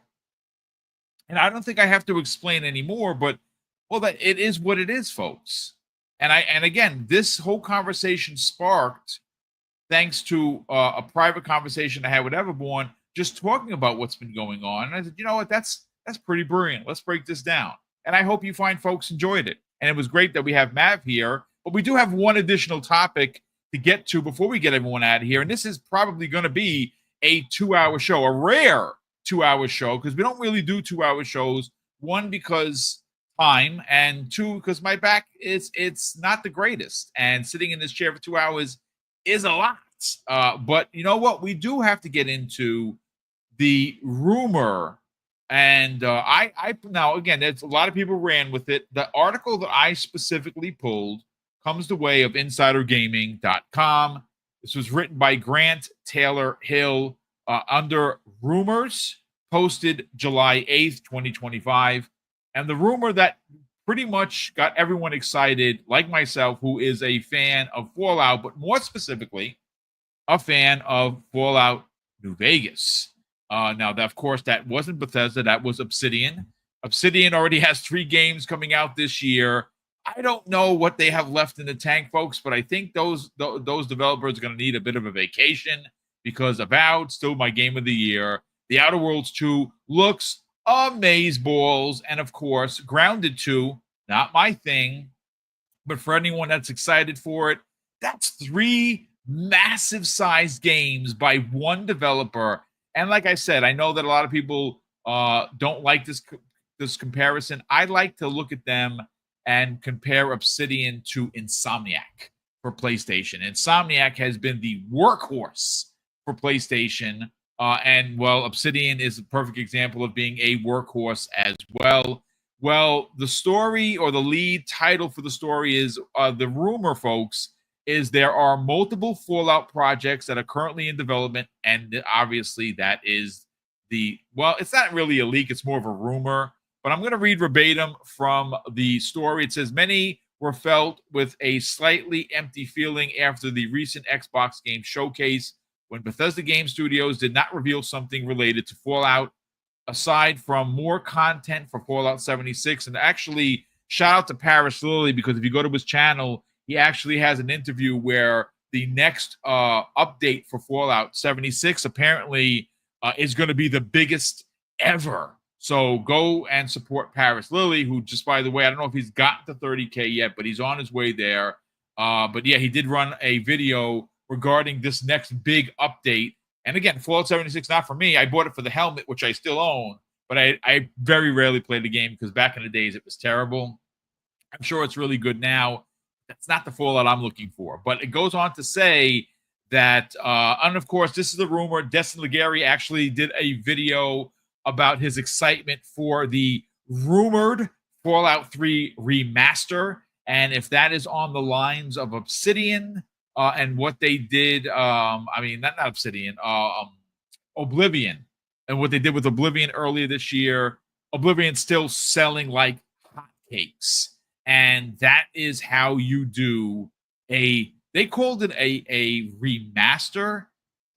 I don't know why they use that terminology, to be honest with you, because it is a remake when you compare it to the original.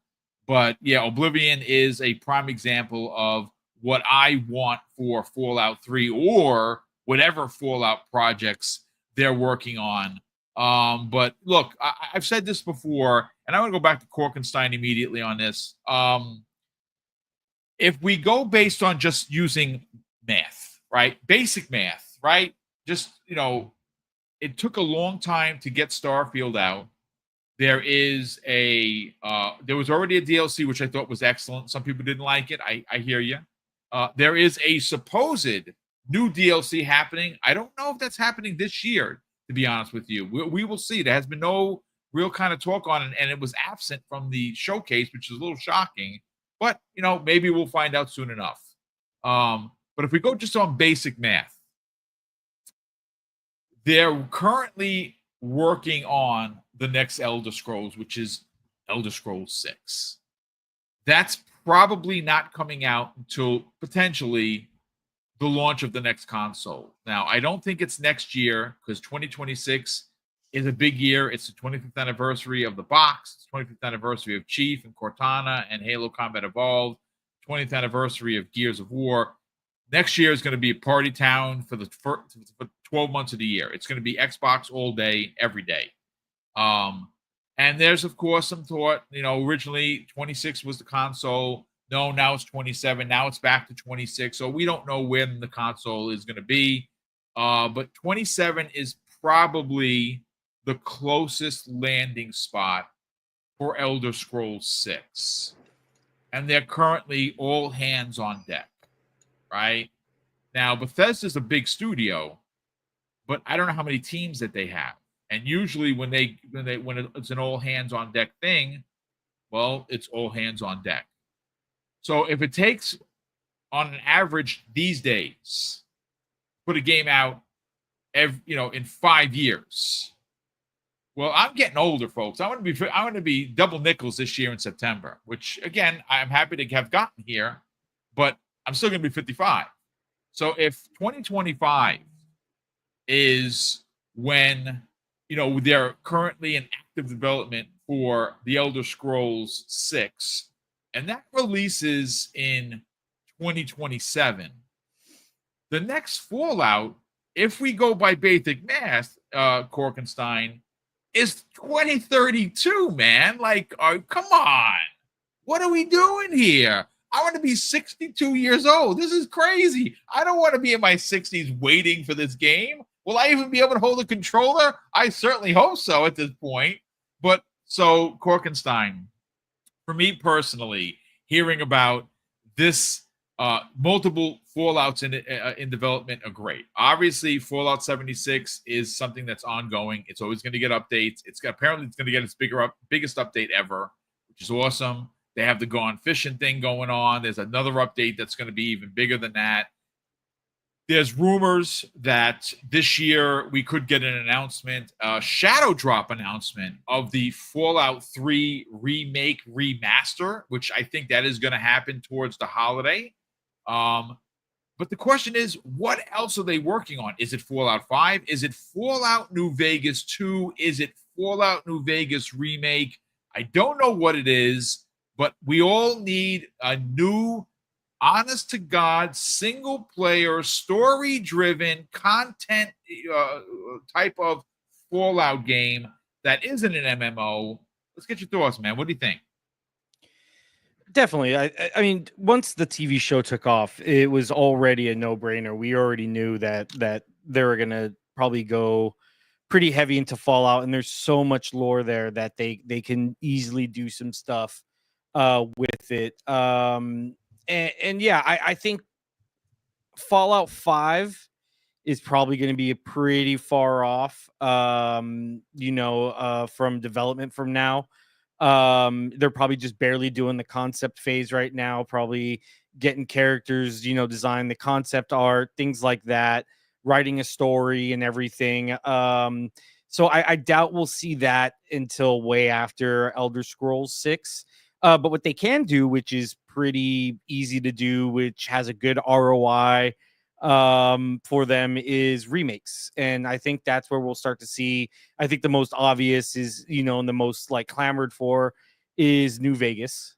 That's definitely one people want to see. And I mean, that's one of the first things once, Obsidian went under Xbox, and they have Bethesda's, like, that was like the first thing people said. Well, now look at, they have them both.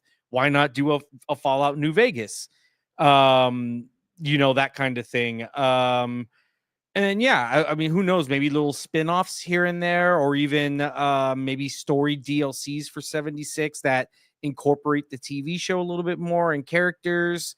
Those are also real possibilities that are they don't really have to design the character. They're already designed. They don't, the most maybe get some voice acting in or something like that. But those would be really cool investments or really cool things they could do to kind of keep pushing the IP a little forward. But we'll probably get something. I mean, to be honest, this was kind of a no-brainer. Of hearing that there's going to be projects. Like I said, once the TV show took off, it was like I said, easy. People could have just thrown something at the wall, something Fallout related, and would have taken off. So I'm glad though, because Fallout is definitely one of my favorites. I went back and replayed 4 when it came out, or I think a while back. And it was fun. It still holds up today. That's the great thing about a lot of these Bethesda games, is they hold up for a long, long time. And as much as people want to kind of throw shade at Starfield, people are going to be playing it for years and years to come. The modding scene, everything. And there's a very huge like Bethesda core group of fans that just love creating content for these games and love these styles. So yeah, there's definitely going to be a lot more Fallout. I would like for them to go back to the old isometric, Fallout 1 and 2. I think that would be cool. I mean, they could even do RTSs with it, a Fallout RTS. That would be pretty awesome. There's just so many different paths, and it doesn't even have to be an RPG. It could be a Brotherhood of Steel first person shooter. What else? I'm trying to think. They already have like the world, like the city building and world building. You could even do like like how Warhammer, I think, had the rogue tactics, or they had something where it was like a management sim game or something like that. You could do that with Fallout. I know they have kind of the Fallout Shelter on mobile, but maybe something that's more 3D and more realized, that's bigger than a mobile platform. But yeah, so many different things are there for them to do whatever they want with. That's how great that IP really is. I mean, listen, you brought up some really good picks, man. And again, it's one of those situations where Fallout's multi-plat. And even in Game Pass, they're going to make their money. And I can guarantee you the same kind of sales, Silent Cypher, that we've seen from Oblivion. And I mean, look, it was in the top 5, there were 4 games in the top 5 that were Xbox, and those are Xbox first party games. One of those games was Oblivion, the remake or remaster, whatever you call it. And it continues to sell extremely well. I got news for you. Okay, so maybe for me personally, my favorite Fallout is not from Bethesda. Sorry, God Howard. Don't get mad at me and don't ban me from Bethesda. It's from Obsidian. Sorry. I hate to say that, but New Vegas. But in a real close second, like a shoestring second, Fallout 3. So Fallout 3 remake remaster, if that comes out, is gonna sell gangbusters. And for me personally, it's going to make me less butthurt that I have to wait until and I'm 62 years old to play the next Fallout. It's fine. I'll be able to play this and enjoy it. But let's get your thoughts on the leaks. So again, I think this stems from and I believe Korkenstein made mention of it, and I didn't. So thank you, Korkenstein, for reminding me. All to do with the show that just did gangbuster numbers, and season 2 is releasing soon. How do you not have a Fallout available? Well, I think that's where Fallout 3 Remake comes into play. I think that is what they're waiting for. And to hear that they might actually have additional Fallout projects gets me excited. What about you, brother? Yeah, I'm on the same page with you guys. Like Fallout 3 in Vegas, realistically, new Fallout coming out, like you said, that's going to be a ways away. But in the meantime, you've got Fallout 3, you have New Vegas, you have these things that you could polish up and bring back out. And we're not talking about a studio that's releasing a remaster remake like 2 years after the original came out, right? We're talking about 17 years since Fallout 3, 15 years, I think, for New Vegas. So there's been plenty of time for those things to be setting off to the side. I think it's perfectly fine for us to see remasters for those things at this point in time.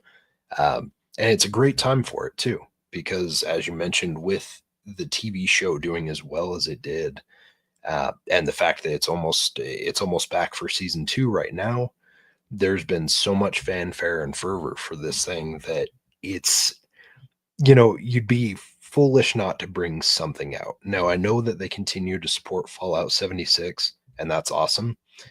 Like you, I'm not a big fan of 76. Like my preference for Fallout is just playing in my own world, single player. I don't need multiplayer for that. That's just not really my bag. I get that it's doing well and it's got a ton of support, so that's awesome. But you've got these games that are just sitting there that you could easily, put a new fresh coat of paint on, kick them back out to us, ramp things up again as we're going into season 2, and just give us something to kind of fill that gap between when we see that next Fallout, because it is going to be a while.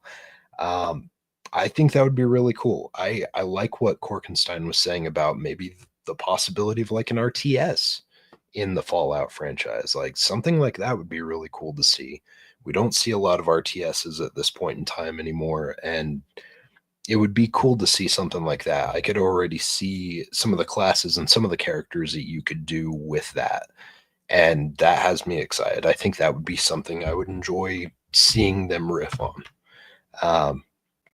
But yeah, multiple games in that franchise, supposedly in the works, like that gets me excited. Whatever direction they go with in it, I'm pretty stoked about that.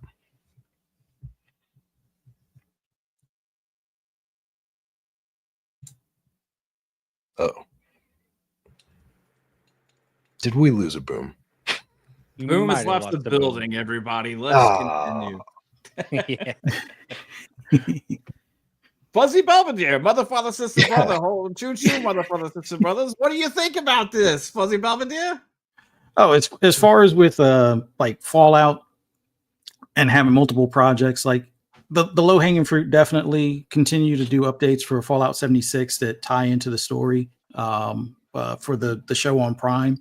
I would say a Fallout 3 remaster would be a good idea as well. And if it didn't take too many eyes or hands off of Clockwork Revolution, possibly consider recruiting some of Obsidian as well as InXile to do a remaster, possibly of Fallout 1 and 2. But make sure, and this is, I guess, post the news of Blackbird Project Blackbird being canceled, which I hope they at some point revisit. But all in all, see if they can't get part of that team, even though I know they're more of a online team. Yes. Have them start prototyping something for Fallout 5. Like Fallout 5 needs to be at least in prototype phase or further along, without it taking away too many people from Elder Scrolls 6 and whatever continued content that you're doing for Fallout 76 as well as Starfield. But I know Todd may not be the biggest fan of asking for help outside of the Bethesda walls or ZeniMax walls, but there's some people from InXile and Obsidian that have worked on previous Fallouts and some of the fan favorite Fallouts that I say, do a spin up a small team to at least get something that can be put together in 3 to 5 years, if at all possible, whether it's reusing something in Unreal that they're working with now. Some of that, hard work could be reskinned and repurposed for let's say a smaller Fallout experience until Fallout 5 is ready. Or if it has to be in Creation Engine or the most recent Creation Engine that was used for like Starfield, as well as what's probably being used for Elder Scrolls, I would have to believe you could probably spin something up a little bit sooner than 2032 for a Fallout 5, using some of that groundwork that they already have used for some of their big titles in the past. So it's great that they have some stuff in the works, but yeah, I wish they would have. It's hard to say if they knew that this was going to be a hit as far as the show on Prime, but it feels like they probably should have at least had some more stuff going beyond what they were planning for Fallout 76. Great point, dude. Yeah. And hopefully, and it seems like this is going to be a learned occurrence for when they do the stuff for Gears. Like, yes. I think they have a Gears anime, and as well as the I don't know if they're doing a movie or a series as well. But, I believe they were able to grab the director of John Wick, if I'm not mistaken, is attached to Gears. I have to double check. I'm pretty sure that's what I read.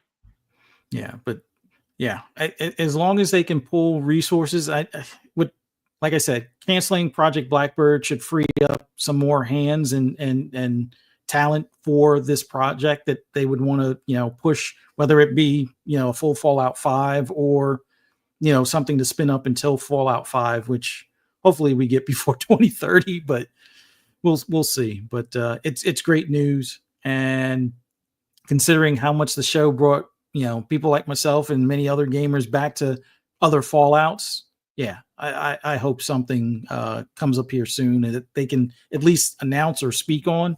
Especially considering Obsidian brought back the guy that worked on, Fallout New Vegas, the original. And I know he said he's not working on Fallout New Vegas 2, but it could be a new location or a completely new name, or maybe it was a technicality. He was the director of the original, so I don't know. That's a little strange to me.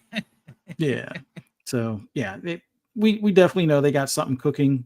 Hopefully, it won't be too difficult for them to spin up some teams on some of this stuff to at least get these things pushed forward and give them all the resources and talent that they need to get these projects finished within a reasonable time. But yeah, looking forward to more Fallout for sure. Yeah, so absolutely. We need more Fallout in our life. And again, if you're a fan of 76, I get it. But that's not the one I'm looking for. I will be very excited and satisfied to see what they would do, because you can go and play Fallout 3 now, Mav, and with all the FPS boost and all the frame boost and everything, it looks great, but it's an old ass game. If they give that the same love and attention that they did with Oblivion, people are going to be like myself, are going to be very happy. And you know what? Waiting for the next Fallout won't be as bad. But like I said, Obsidian did bring back and again, two separate companies, Bethesda, Obsidian.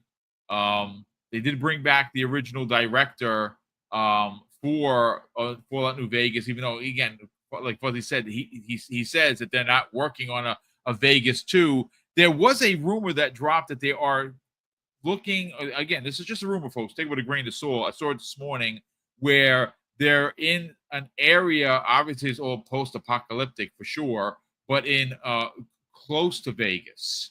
So maybe it's not New Vegas 2, it's new something or other. We will definitely see. But Mav, let's talk about the potential of having multiple Fallouts. And then once we're done with that, I'll catch up on Super Chats. Sorry, folks, this has just been such a big show. I'll get to Super Chats and then we'll get everyone out of here. But Mav, are you excited to find out that you might not have to wait until I don't know, 2032 for Fallout 5. Yeah, that doesn't work. Yeah, they need to the whole, 3 franchise, 1 major team that works on all 3 when they're that kind of big games. It's kind of got to change, and I think that is happening.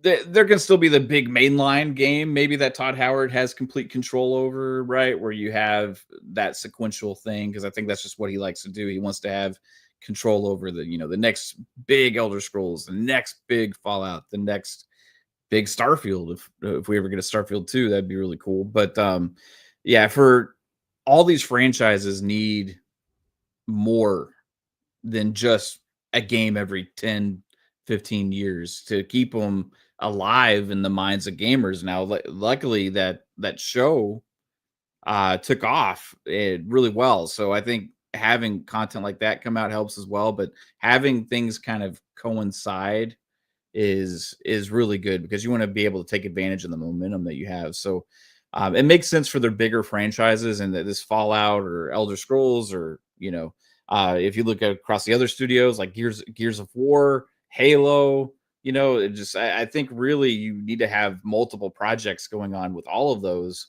And guess what? You need developers for that. So I think this is going to go beyond even Obsidian. I think you're looking at Bethesda, obviously, right? You're looking at Obsidian, but I think maybe In Exile as well could do Great point. something. Yeah. They have history. The creators have history with the Fallout franchise. I mean, Interplay and back in the day ended up splintering off, and when they dissolved or whatever, you ended up having Obsidian come from that. You ended up having In Exile come from that. Bethesda ended up acquiring the Fallout IP, but Fallout was, made originally by the creators and the head creators that are at In Exile and Obsidian. So if you combine their history with the franchise plus also Bethesda's now, you have 3 studios that are really capable of making great Fallout games, and all have great pedigrees within the genre as well, different style of games too. We saw what In Exile did with Wasteland franchise, which was kind of their new take on Fallout after Yep. they became their own thing. And In Exile, maybe they go back to making a Fallout game in that kind of style, the top down You style. would love that. I know you love those types of games. Oh, absolutely. I go crazy over that one. So would love to see that, Obsidian keep going and doing what they're doing, whatever projects in the works. I'd like to see some smaller games in the Fallout universe. Maybe, like they've done things before, even with mobile, with like Fallout Shelter and all that kind of stuff. I'd like to see some interesting smaller games come out. But yeah, besides that, man, it's like give me more. Yeah, why not? All these big franchises that we love. We should. I don't like with how long it takes now to make games, especially. It's not like the old days, the 360, where it's like, hey, they're on Every 3 years you got a every 2 or game. 3 years. It's like, yeah, exactly. Now it's like 7, and that's just crazy to have to wait for a big brand new AAA game to be made. So if you're working on those cycles, you need other studios working on multiple projects, all different kinds of things, enhance the universe. I mean, we really should be talking about Halo with this, right? Because Yes. Halo's what really needs to have. Now, they did say there has multiple projects in development. There's news about the CE remake just came out today about possibly that not having multiplayer, which I'm completely fine with for the CE remake. But yeah, we need more Halo content out there other than the only thing we got this generation was Halo Infinite, right? Yep. Like, I mean, Yeah. that's just ridiculous to me.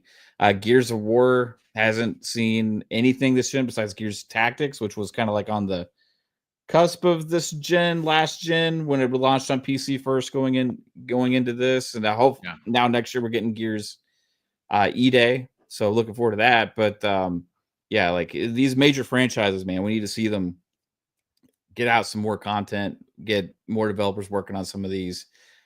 Don't stop making other things too, right? We still want to see smaller games made from different studios, like Compulsion, like with South of Midnight, and Ninja Theory does their thing, and all these other kind of stuff. I want to see all those projects still. So don't go all in, like on just these franchises, but definitely need to expand out there and get some more stuff going. So it's good if they're doing it. That's awesome. I'd love to see it. Just can't wait for the announcements. Yeah, I think, and again, this is just me spitballing, folks. The Fallout 3 announcement, the remake, remaster, whatever you want to call it, I think that's going to come right before, like literally right before the season 2. It makes perfect sense, and it's going to be shadow dropped, right? The shadow drop worked really well for them with Oblivion. It'll work even better with this because you obviously have the hype of the season 1 going into season 2, which, by the way, is going to New Vegas. PS, by the way. So yeah, it's going to be excellent. I know Paris in the chat said something to the effect that there could be a big announcement with the Fallout 76 that incorporates what's happening with, of course, the season 2. And if it has anything to do with New Vegas, well, then I'm going to become a Fallout 76 player because I'm going to want to be on that. But you know what? This has been one hell of a show. Again, one of the longest shows we've done in a very long time.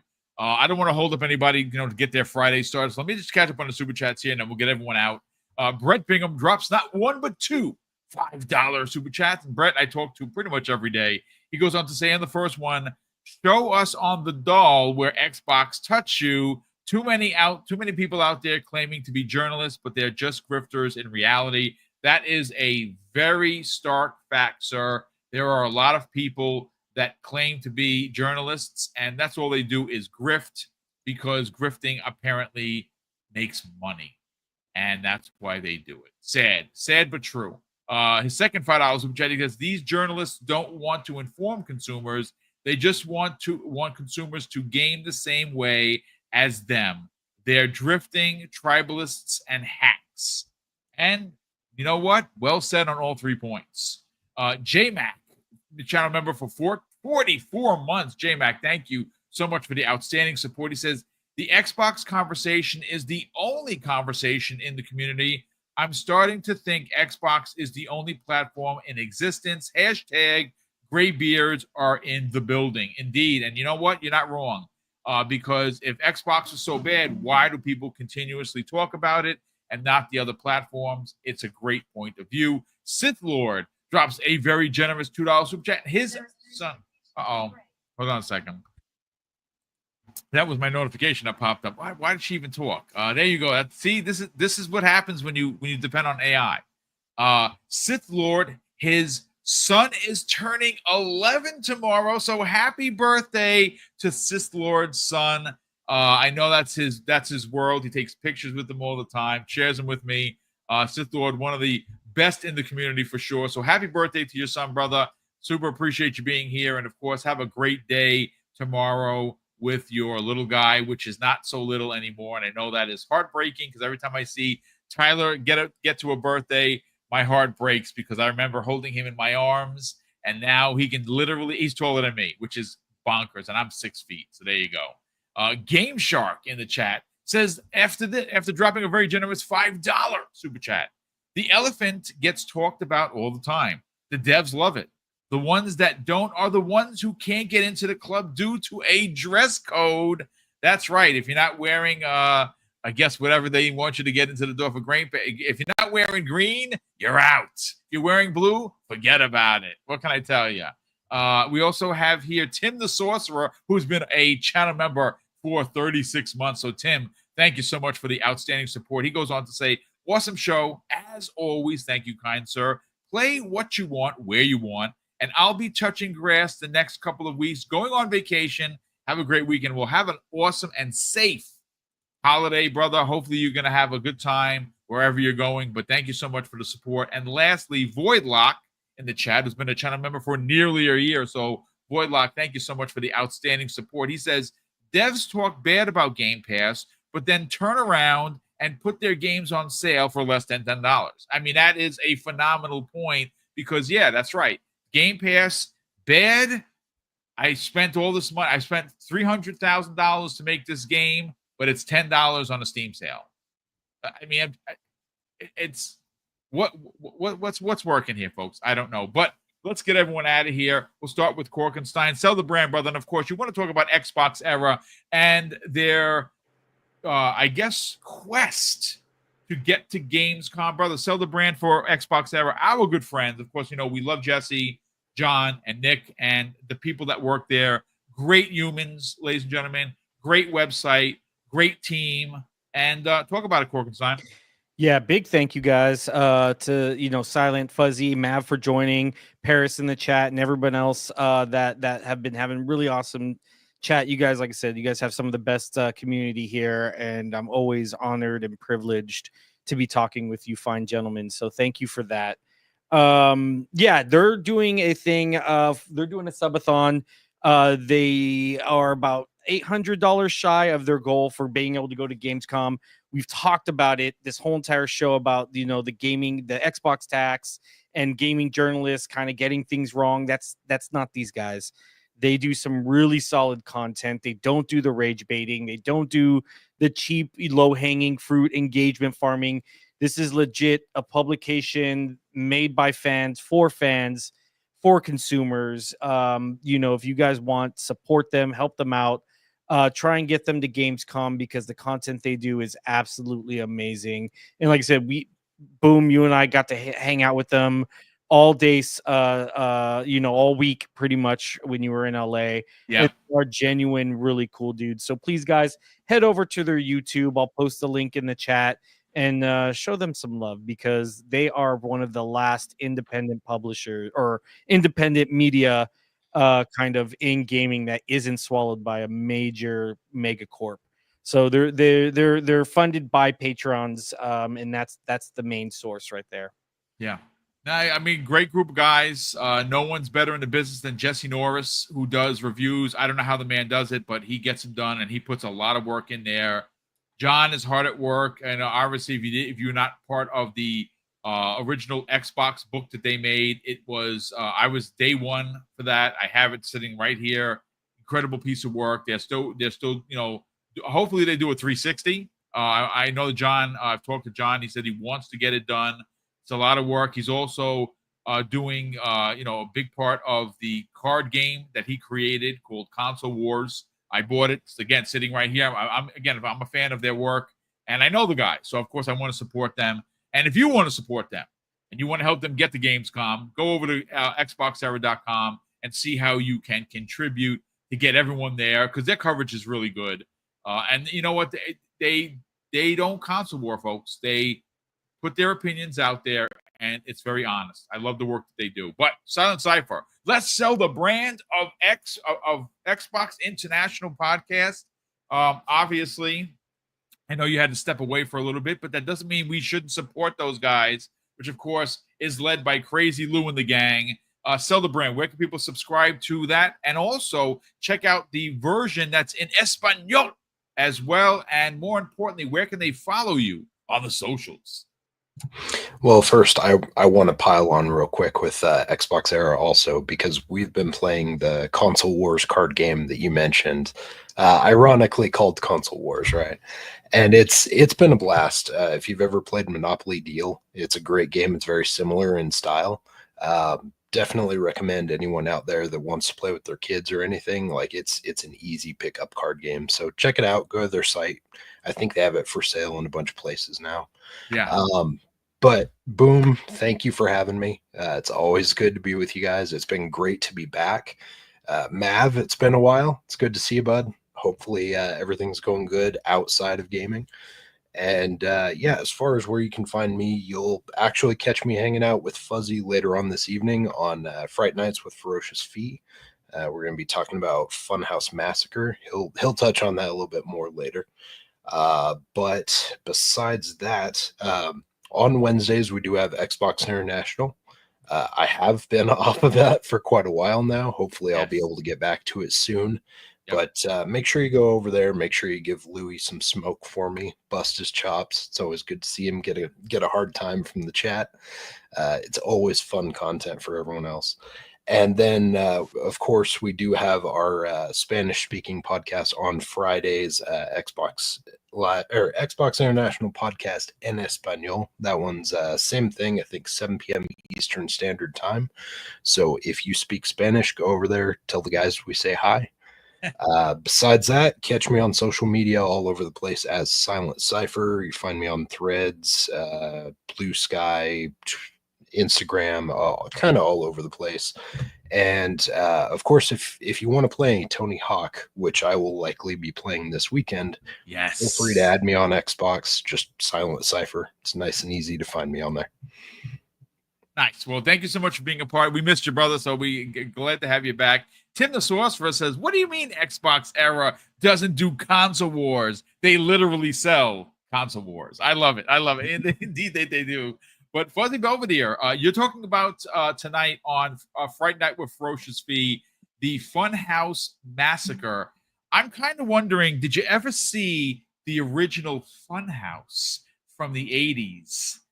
It is on the same lines, came out around the same time as a movie called Hell Night. If you are fans of the 80s, go watch those two films. They are freaking phenomenal, god tier slashers. Funhouse and Hell Night. Go check them out. Excellent films. But sell the brand, brother. First of all, Fuzzy, great to have you here. But we want to get more people to subscribe to the Mrs. podcast called Fright Night with Ferocious Fee, 6 p.m. Eastern Standard Time this evening. Talk about it, brother. Sell the brand. Where can they follow you guys on social media? Well, just want to start off by saying it was awesome being on here. Love having Silent Cipher back and Korkenstein on here, and it was always an awesome time to be with Mav. So glad he was able to join us today.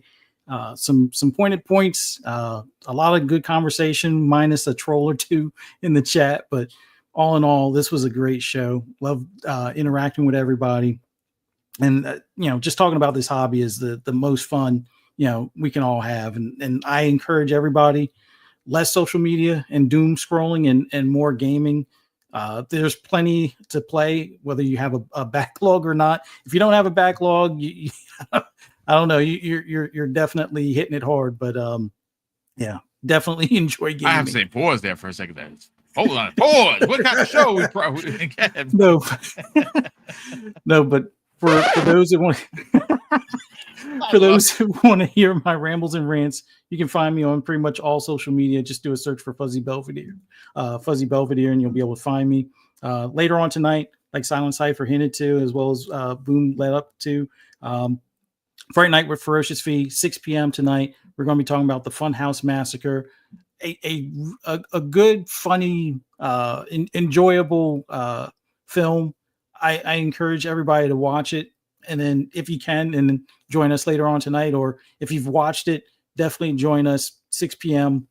Link is in the chat for both the video as well as the channel. And just, hash it out with us. We'll give our opinions on it and talk about some of the interesting things that happened in that movie. But yeah, all in all, everybody have a great weekend. Thank everyone for, showing up and joining us here, and, have some fun gaming and watch some horror movies. Indeed. And lastly, Mav, it's so great to have you back, brother. I love the fact that you joined us today. You had a Mav rant. I know that you had to, postpone the show from the other day, that you said, keep to your socials where you may actually be able to do something over the weekend. Sell the brand, brother. Obviously, you had to step away for a little bit for some personal stuff, and I'm glad that you're back, because obviously you are a very important voice in this gaming community, and certainly in the circles that we run in. And I'm glad to know that you are back in a big way. Sell the brand, brother. Where can people reach out, support you on Fun Speculation, follow you on social media, and check out your next live stream? Yeah, man, it was good to hang out with you, Boom. It's been a while, man. It's been a long time. It's been here on one of your shows, but everybody, Fuzzy, Cork, Brian, aka Silent Cipher. Sorry, I put the legals out there. It's absolutely awesome to hang out with you guys. But yeah, we are back on Fun Speculation. I wasn't able to do a show yesterday just because I was crazy busy. But we will be back on Thursday nights now as kind of our regular night. We're doing one show a week. Should be at 8 p.m. Eastern time every week over there on Fun Speculation. Pong is there hanging out. Fuzzy's there when he can. There's the whole gang when they're available, just to hop in and out on the shows. So it's good to be back with everybody, and have our shows again. So yeah, if we may be able to do one this weekend, I'm trying to see if I have time either Saturday or Sunday to do a show, because seeing all that, you saw my energy with the conversations that have been happening on social media this last week, Boom. And I was itching to still to have a show this week, but it's just been crazy busy. So we'll see if we can't get one this weekend in. But if not, at least I got to sit here and have some fun with you guys. So appreciate it. Check it out. Fun Speculation on YouTube, Fun Speculation on X as well, if you want to find us there. Well, thank you, gentlemen, for being here. And real quick, a quick shout out now. I don't know whether you know the gentleman or not, Ginger Prime. I think everybody knows who that gentleman is. Well, I'm going to be sitting down with him for about an hour in, 40-something minutes at 1 p.m. Eastern Standard Time. I'm going to be back doing double duty. And if you don't see the apartment, it's like a bomb hit it because I'm cleaning. And that's why I didn't go to the gym today, because, well, I'm getting a workout. But yes, at 1 p.m. Eastern Standard Time, I'm going to be hanging out for about an hour with Ginger Prime, just catching up with everything that we kind of discussed here and a bit more. He goes on to say in his post, Xbox seems to have this pattern of good news, bad news, layoffs, good news, bad news. Let's talk about it. So again, it's going to be a big Xbox conversation. Go to Ginger Prime. Go to his YouTube account. Just type in Ginger Prime. You'll find him. He's the one that infamously was excited about Phil Spencer being on stage in Japan. Well, that was an amazing time for him because he's a fan of Final Fantasies Online, and he got his wish, and that's finally came to Xbox in a big way. So, yes, go out and search out Ginger Prime. As a matter of fact, you know what? Let me just drop it into the chat. Yeah, you know what? I got the link right here. So I'm going to drop it into the chat, ladies and gentlemen. If you want to hang out with me and Ginger Prime at 1 p.m. Eastern Standard Time, here is the link. And you guys and gals can check it out. Please support this gentleman. He's a great member of the community, and I'm looking forward to catching up with him. I haven't been on the show in a long time, so I'm, making my rounds. But that's going to do it for us. A big thank you to all of the super chats and channel member chats and gifted subs that the channel continues to get. A big thank you to this amazing panel with the rants that went on, all great opinions, and it's not skewed by console war rhetoric. It was actually their opinions, and it was not, written on scripts. I love the fact that we can have these open-ended conversations and have such amazing answers that are detailed by the professionals that you see in front of you. A big shout out to the chat. Again, I know you guys and gals, we're going back and forth with one particular user who just really was hell-bent on getting his point across. But, we had to eventually give him a timeout because he was being a little bit extra, as the kids like to say. And I don't know whether he's still here or not, but you know what? Everyone is welcome to have their opinion. As long as it's not, being a-hole, you can hang around. But big thank you, everyone, for hanging out. Super appreciate it. And, of course, I just want to close the show with something that's incredibly important to me, folks. Hopefully one day it'll be important to you, and that's something that my dad taught us when we were kids, and he would say, Craig, treat others how you want to be treated, and also, it doesn't cost anything to be nice. You live by those rules, son. I can guarantee you're going to have an awesome day, so take care, everyone, and we'll see you next week on the newest episode of the Xbox Factor Podcast.